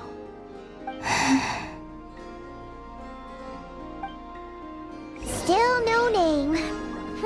That's a bit of a shame. But we did learn some interesting stories. That's gotta count for something. Barca said he was gonna set up a meeting with Arlecchino and Sandrone, right? Let's go back to Nasha Town and see how he's doing. Let's see. There's Varka. Oh, and it's Durin and Albedo, too. Yeah, this is pretty much the same place we bumped into each other last time. I convinced them to stick around a little longer. We were all waiting on people, so I figured having a little company would help pass the time. Ah, so you've been waiting for us? Does this mean that you've already arranged things with the Fatui? Sure does. Now you're back, we can go meet up with them together. How'd your investigation at the Frost Moon Enclave go? Well, we didn't find out Columbina's true name. But apart from that, it went pretty well. Aha, just as well that I didn't tag along then. I'm sure our moon goddess wouldn't want every man and his dog knowing all about her private life. Still, desperate times, desperate measures, I guess. Someone had to do it. So, Varka was waiting on us, but what about you two? Are you waiting for Alice? Oh, no. We already met with her. We discussed that experiment I mentioned to you last time. Oh, and she also handed me this communication device. That's right. I understand she informed you about the relationship between the phantom phenomena and Tevat's borders, yes? She wants me to help her with some more experiments on that front. She said that she'll contact me through this device with more information. Ah, I see. Following instructions and making observations. Pretty common research method. Takes me right back to Albedo's lab. Wait, then who exactly are you meeting? Someone you know. Albedo's met him too. But I don't think Miss Lauma or the Grand Master have been introduced. Introductions are overrated, especially in cases like this. It's you! So, it's not like the Academia has prohibitions against going abroad. Also, I applied for leave. I've been writing to Hat Guy since obtaining a human form. I've already brought him up to speed on everything that's been going on in Nod-Krai. Hat Guy? Turns out, I actually have heard that name before. Oh? Then why did you react the same way I did? I only knew the name, not the fella. But since we're all here, let's do some introductions for what it's worth. I'm Varka, Grand Master of the Knights of Favonius. Lauma, Moon Chanter of the Frost Moon Scions. And I'm a Driosh from the Vahumana Darshan of the Sumero Academia. Hat Guy. Good to see you again, Mr. Guy. I believe we last saw each other on the boat ride here. Mind you, the only reason I came here is because there's someone I want to look into. Who's that? The Doctor, also known as Dottore, second of the Fatui Harbingers. From the tone of your voice, it sounds like there's bad blood between you. I was reviewing our archives and noticed that a lot of information about him was missing. Left a bad taste in my mouth. That's all there is to it. Dottore, or Zondik, as he was then known, once studied at the Academia, but he got kicked out before he could graduate.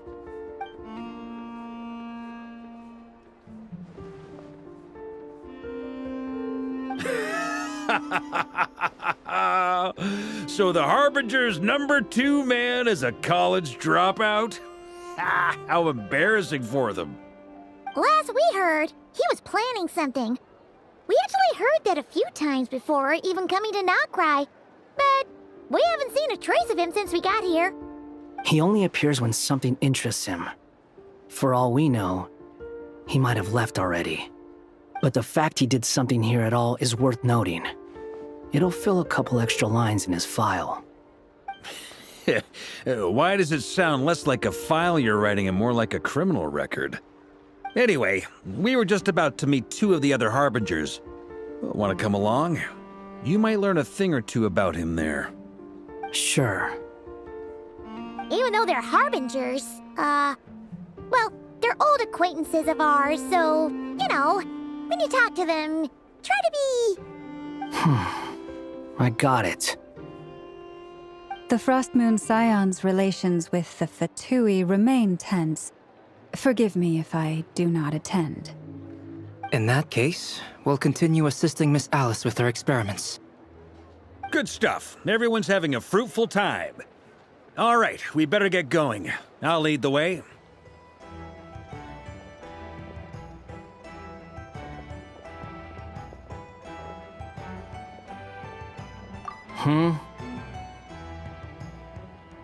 Well, yeah, that's obviously part of it. But I'm not the only one who has a score to settle with him. Neither you, nor Lesser Lord Kusanali, nor I want to see him meddling with things again. What's the hurry? Don't worry. Pigeons always know which way home is.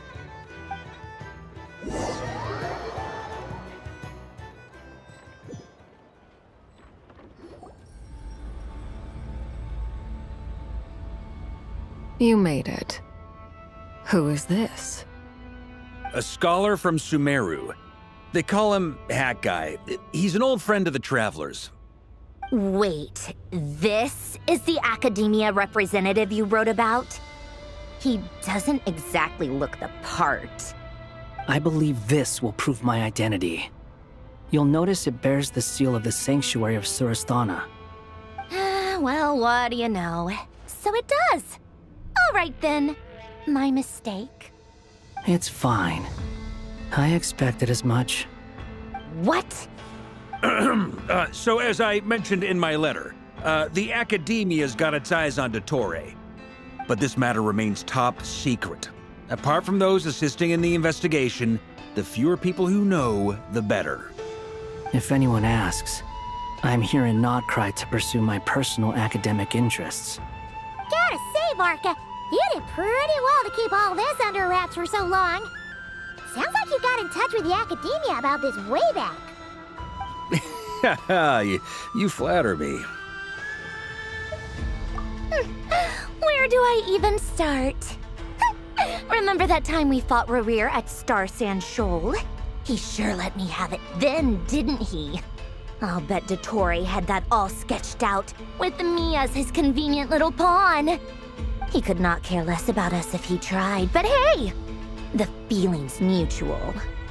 Does Dottore really strike you as the sort who values his relationships with his colleagues? Fair point. Definitely not. Which is why I always keep my guard up whenever he starts making suspicious moves. To that extent, our motivations align. On top of which, I consider you trustworthy people. Now, back on topic. In the wake of the Reikir of Solnari episode, Sandrone and I grew suspicious about Dottore's complete inaction during the entire affair. So we tried to find out what he'd been up to, but unfortunately to no avail. He never lets anyone in on his plans. The more he cares about something, the more secretive he gets. Indeed. Perhaps he believes that by keeping a low profile, he can avoid trouble. But that trick isn't going to work on his colleagues. Yeah, I mean, he's been researching the ancient moon's remnants. And he's been trying to get his paws on the moon marrows. Only an idiot would believe he doesn't have something more planned. With this in mind, I returned to Snezhnaya and relayed my thoughts to Her Majesty the Tsaritsa, entreating her to have him recalled. That's pretty direct. Did the Tsaritsa agree? Yes. I made it abundantly clear that the Fatui's business in Nod-Krai is almost concluded, and we do not need 3 harbingers in this territory. Her Majesty concurred. Accordingly, Dottore has returned at her orders. I imagine he is continuing with experiments, which no one besides he would ever have any interest in. Common sense might mean nothing to him, but he's not stupid. He knows that no good can come from opposing the Tsaritsa. Smarts alone won't get him all the way. He needs the Rooster's resources and Regrator's Mora, both of which the Tsaritsa can strip from him by waggling a finger. But doesn't he have a track record of publicly following orders while going against them in private? He probably has it down to a fine art by now. Wouldn't put it past him. We worked together on a research project once. Only briefly, but it was enough to show me that we're fundamentally different people. He has no interest in doing things methodically, stage by stage. His thoughts jump all over the place, and the moment his curiosity is satisfied, or he gets the results he wants, he disappears. The only similarity we share is that, once we set our minds on doing something, we will see it done, whatever it takes. Well, we definitely saw some of that in your battle with Rerir. You got so competitive. Ugh, do not remind me. Then I believe we all concur. Dottore will not simply give up. Fantastic. Now this is turning into a whole day of unpleasant memories. Ugh. Are you talking about the moon marrow stuff? He also strikes me as the kind of person to disregard experimental regulations, ruin all the equipment, and go way over budget. Then leave the first person he can find to deal with the fallout. Exactly. This one time, he was running some high-temperature experiment and the substance exploded. But does he care? No. He orders his subordinates to open the device so he can observe the results, which causes the gas inside to leak out. That gas was poisonous!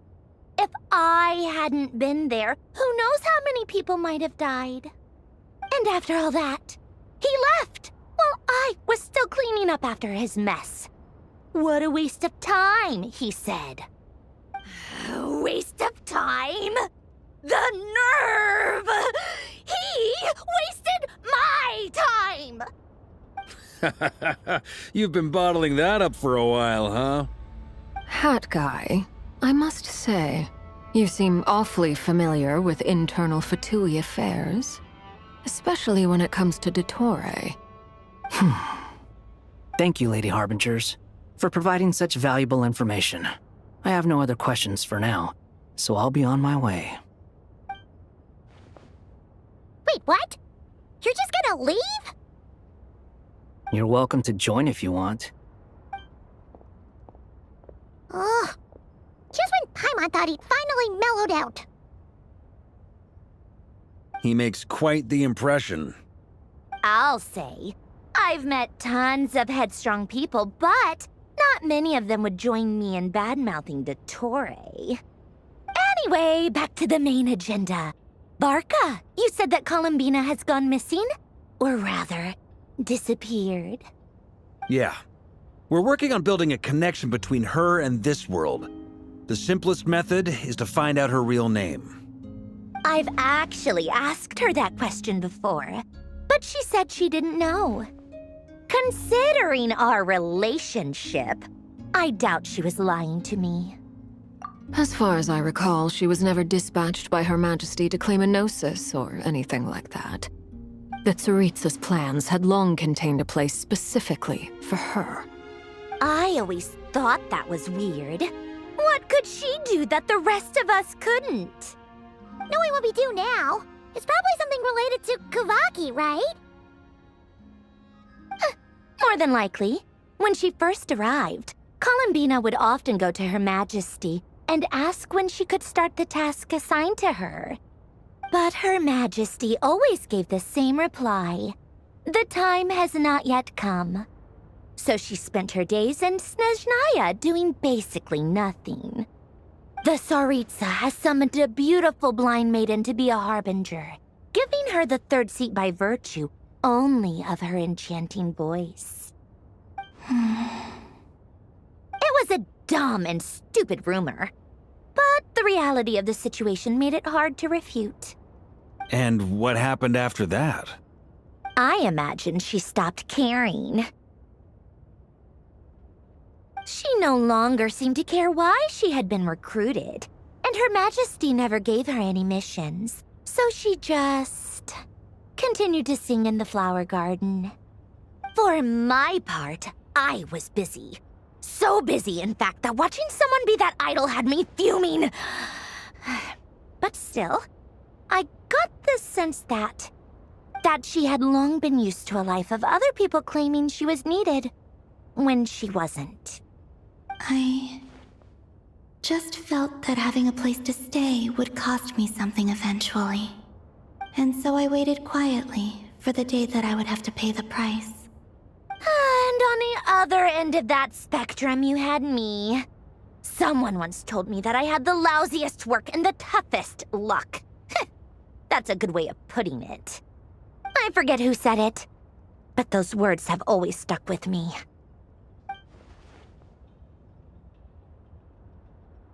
But you've done your job exceptionally well all this time. Because at heart, you are a conscientious person. What is it? Something come to mind?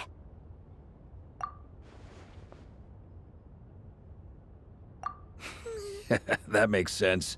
Nothing screams you are needed like your name shouted from across the town. Well, good luck with it. But if you ask me, Columbina is still the most shoutable name. I'm just so used to it now, after all the arguments we've had. I can't be bothered trying to remember another name for her. Nor I. Sandrone. Harlequino.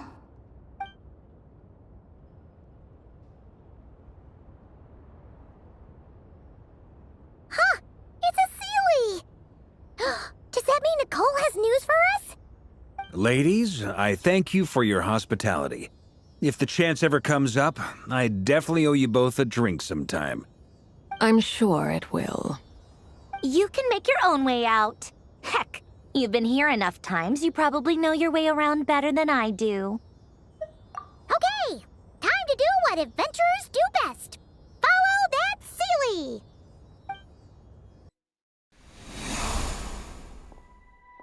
Here you are.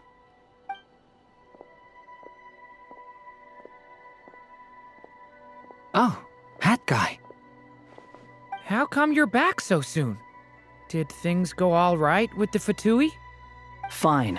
Dotori's been summoned home by the Tsaritsa. Couldn't get much more than that. How about you? Any progress with the investigation? Unfortunately not. We've tried everything. Different phantoms, different locations, different points in history. But the results were the same each time. Abyssal monsters roaming the land. People crying out in despair, with no hope of being rescued. Every time I see it, I can't help but think, is this what it was like in Mondstadt when Dragonspine Durin attacked?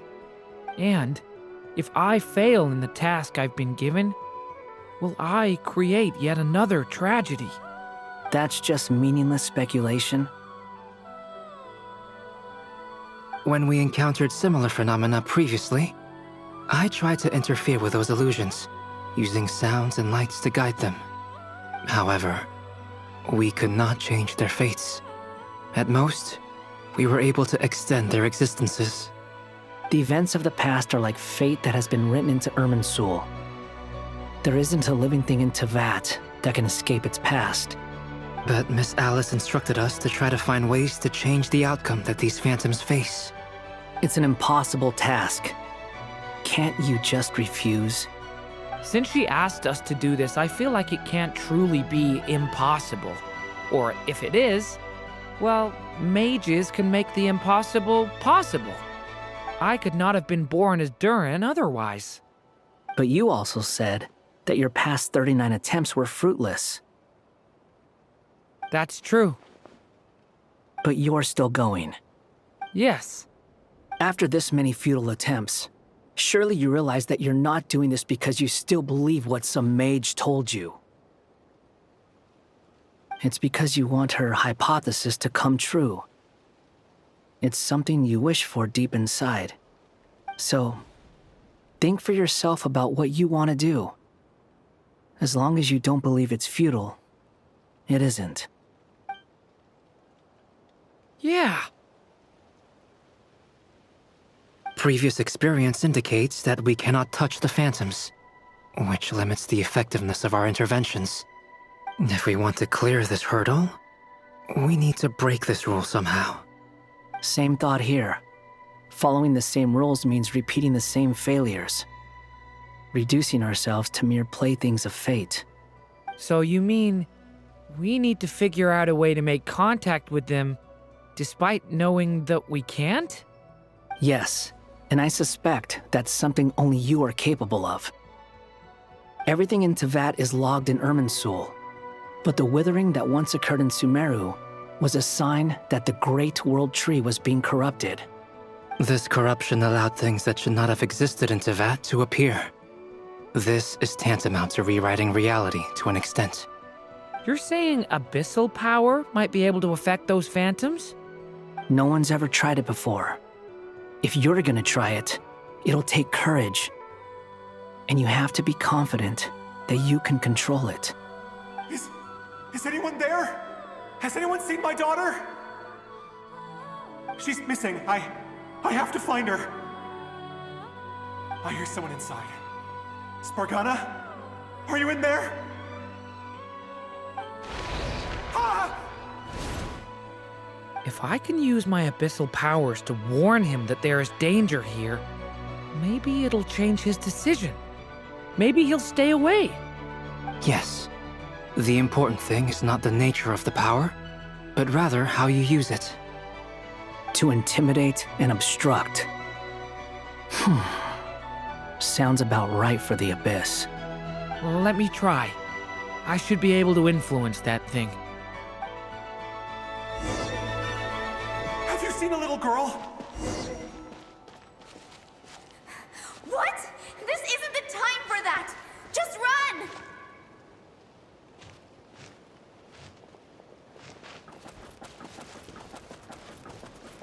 I hear someone inside.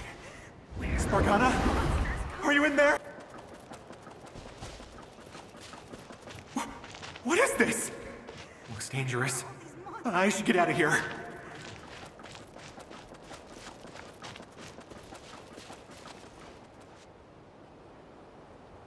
He really left.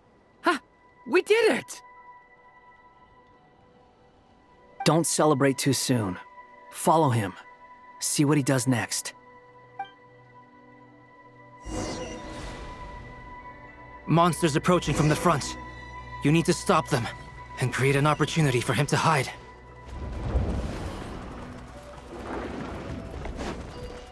No! There's monsters ahead!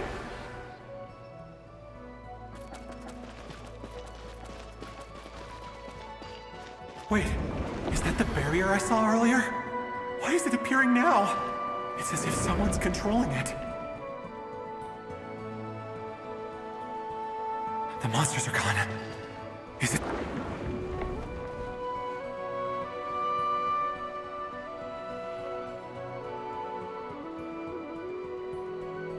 The barrier's gone too. How odd. Anyway, I guess I'll keep going. Quickly, let's keep up.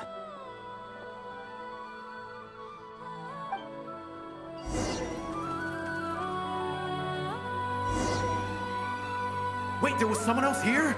Don't go any further. We've got anti-monster traps laid out everywhere. But my daughter must just be up ahead. I have to go. This way's blocked.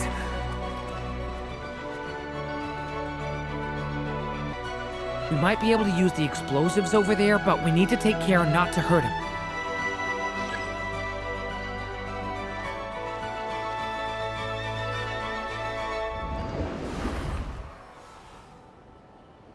I'll use the barrier to keep him at a safe distance. This barrier seems to be helping me somehow.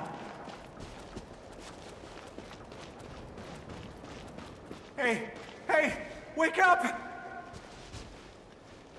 Oh, no good. Gotta keep moving ahead.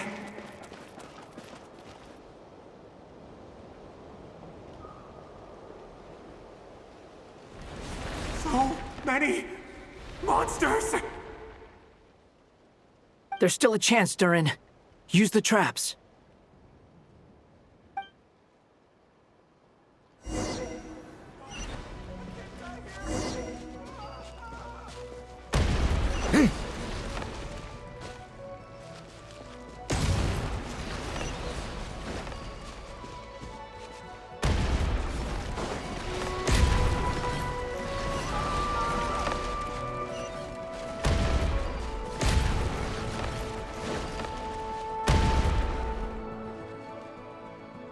This is a new development. I've never seen this happen before. We might just be able to save this person.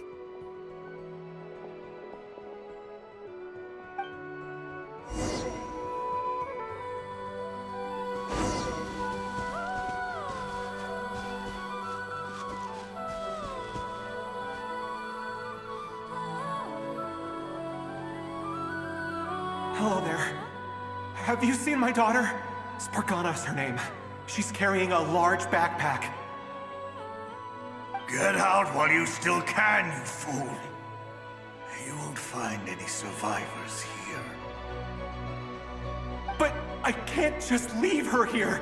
She must be so scared right now. Sorry. Wish I could help, but I haven't seen her. You'll just have to keep looking. Okay, thank you. If I do find her, I'll get her to shelter and come back for you. Don't bother. I've got nowhere left to go.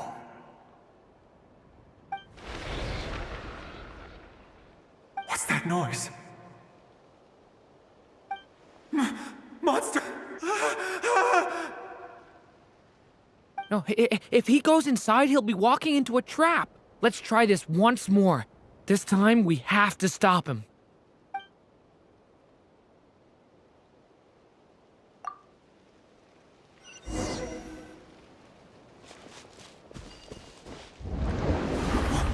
Why? How will I know where Spargana's gone like this? You know what? I'll trust this strange barrier. It's gotten me this far after all.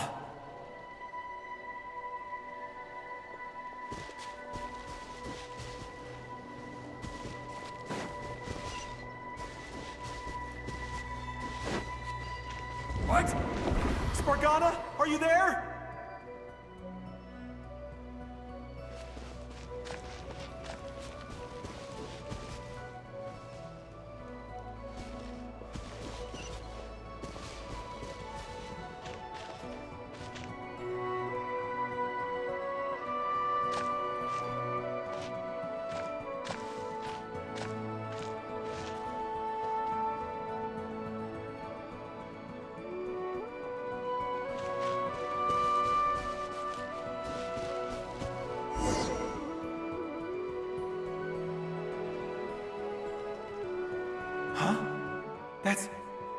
That looks like one of my daughter's books!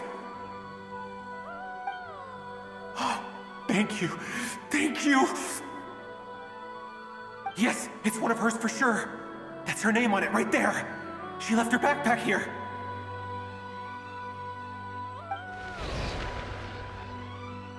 Durin, just like last time. Use the explosives.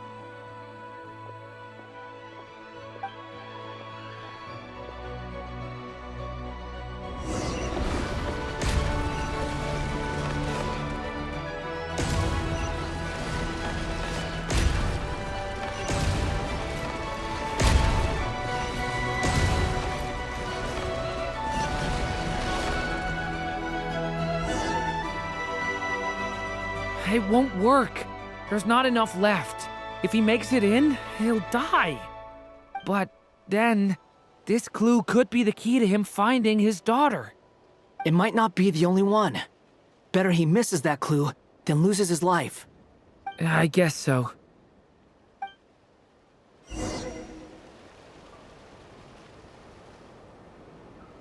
Stop him, Durin. We can't let him get any further in. That's my daughter's book! She's passed this way! Why? Why won't you let me go in? I've searched and searched and searched just for this! But how will I find her without any clues? I no longer have anywhere else to go.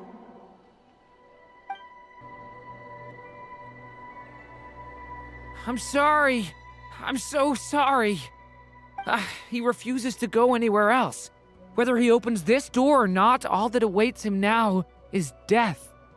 We couldn't change his fate.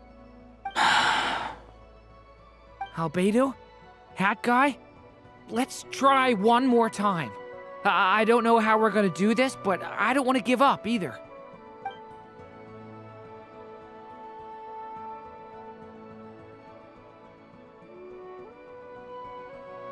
Why am I here?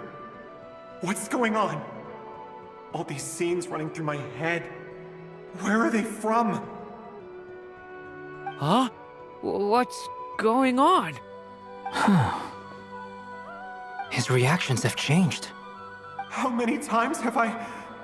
What's happening to me? Huh? Wait, who are you? You can see us now?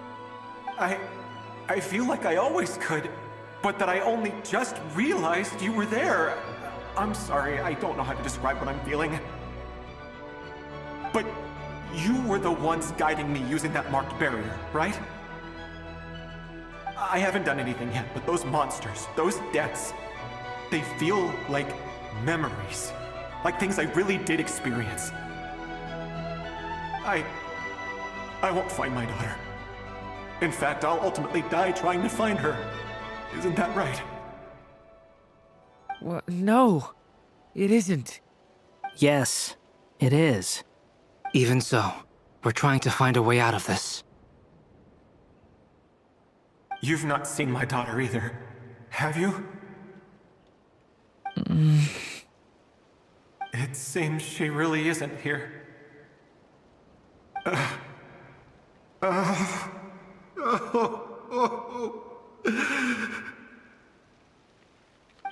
I'm sorry we couldn't help you.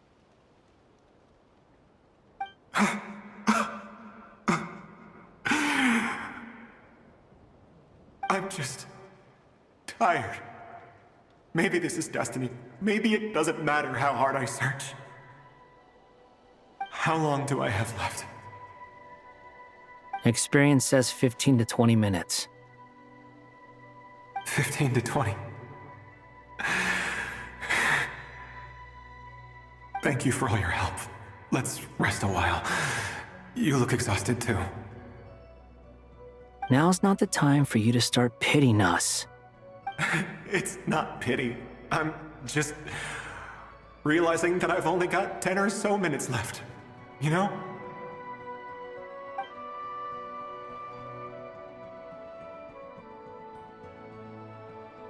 You say you're from Mondstadt, yes? A place with windmills where people enjoy limitless freedom? And you're from Sumeru, where they've built an academy into a giant tree? Yes. It seems you've never heard of either place. Those names are unknown to me, I'm afraid. Yes. Have you heard of Hyperborea? I have, but I heard that it was destroyed in the distant past. I see. That was where my ancestors once lived. What about Delphi Pytho? Was it later rebuilt? I've never heard that name. Then what about Sal Vindaknir? I have seen that name on stone tablets on Dragonspine. But I'm afraid the only things left of that place are its ruins. I see. Sure enough, there was no way to turn this around, huh? I'm sorry. I was the one who asked to chat, but it seems like we're too many ages apart. There's barely any common ground to start from. It's all right. We did hear something new, at least. From how you speak of your lives, things must be going all right for you, I guess. They are. Mondstadt is a place of freedom and happiness. There's a lot of good people in the church and the Knights of Favonius, and even outsiders find that it's an easy place to feel at home. We have festivals a few times a year. Everyone gets together to drink, sing, and be merry. Sumeru is a lot more uptight. Not really the kind of place where you can relax. It's a nation fraught with problems wherever you look. But if all you want in life is to seek knowledge, I guess it's pretty much paradise. That's wonderful. In other words, after this all-devouring black tide passed, humanity did not merely avoid extinction, but rose to build prosperous civilizations anew. I mean, I can see you all right now. That must mean the future isn't a total mess, right? That's true. Well, time's almost up. Let's part ways, I think. Might be best if you don't waste too much time on me. The chances are slim, I know, but I'd like to spend these last few minutes looking for Spargana. If things work out, I'd love to tell her about what I've heard. May we meet again. Well, or not, most probably. In that case, may your wishes come true.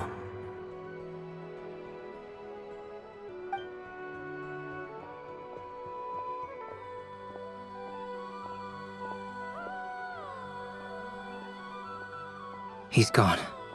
In a few minutes, he will meet the end that was his to begin with. The ending of this tale did not change, but I believe that we've just made the most progress we have yet. May your wishes come true. If only it were so simple. Hat Guy, could I ask you a question? You've never talked about your past. It seems complicated, and it weighs heavily on you, too. Would you be willing to tell me about it? I mean, sometimes it's better to get things out in the open. Take that guy we try to help, for instance. At least he said goodbye with a smile, right? I know about Albedo's past. Our experiences are very similar, and he created me. As for you, you're my first friend, and you've witnessed every step I've taken. But by comparison, I know nothing about you. Either way, I mean, we're still best friends. But if I knew more about you, I might understand your thoughts a bit better. I've told you about myself. I'm a student at the academia. And what did you do before that? Prepared for the entrance exam? All right. If you really don't want to talk about it, I won't press you any further. I was a puppet built from the branches of a white tree, using technology left behind by the Conrian schools of mechanical engineering. A white tree? You mean an Irminsul tree? Yes, a branch of Irminsul that was once connected to the main tree. So you had a human creator too? Yeah, but my creator abandoned me after deciding that I was a failure. After that,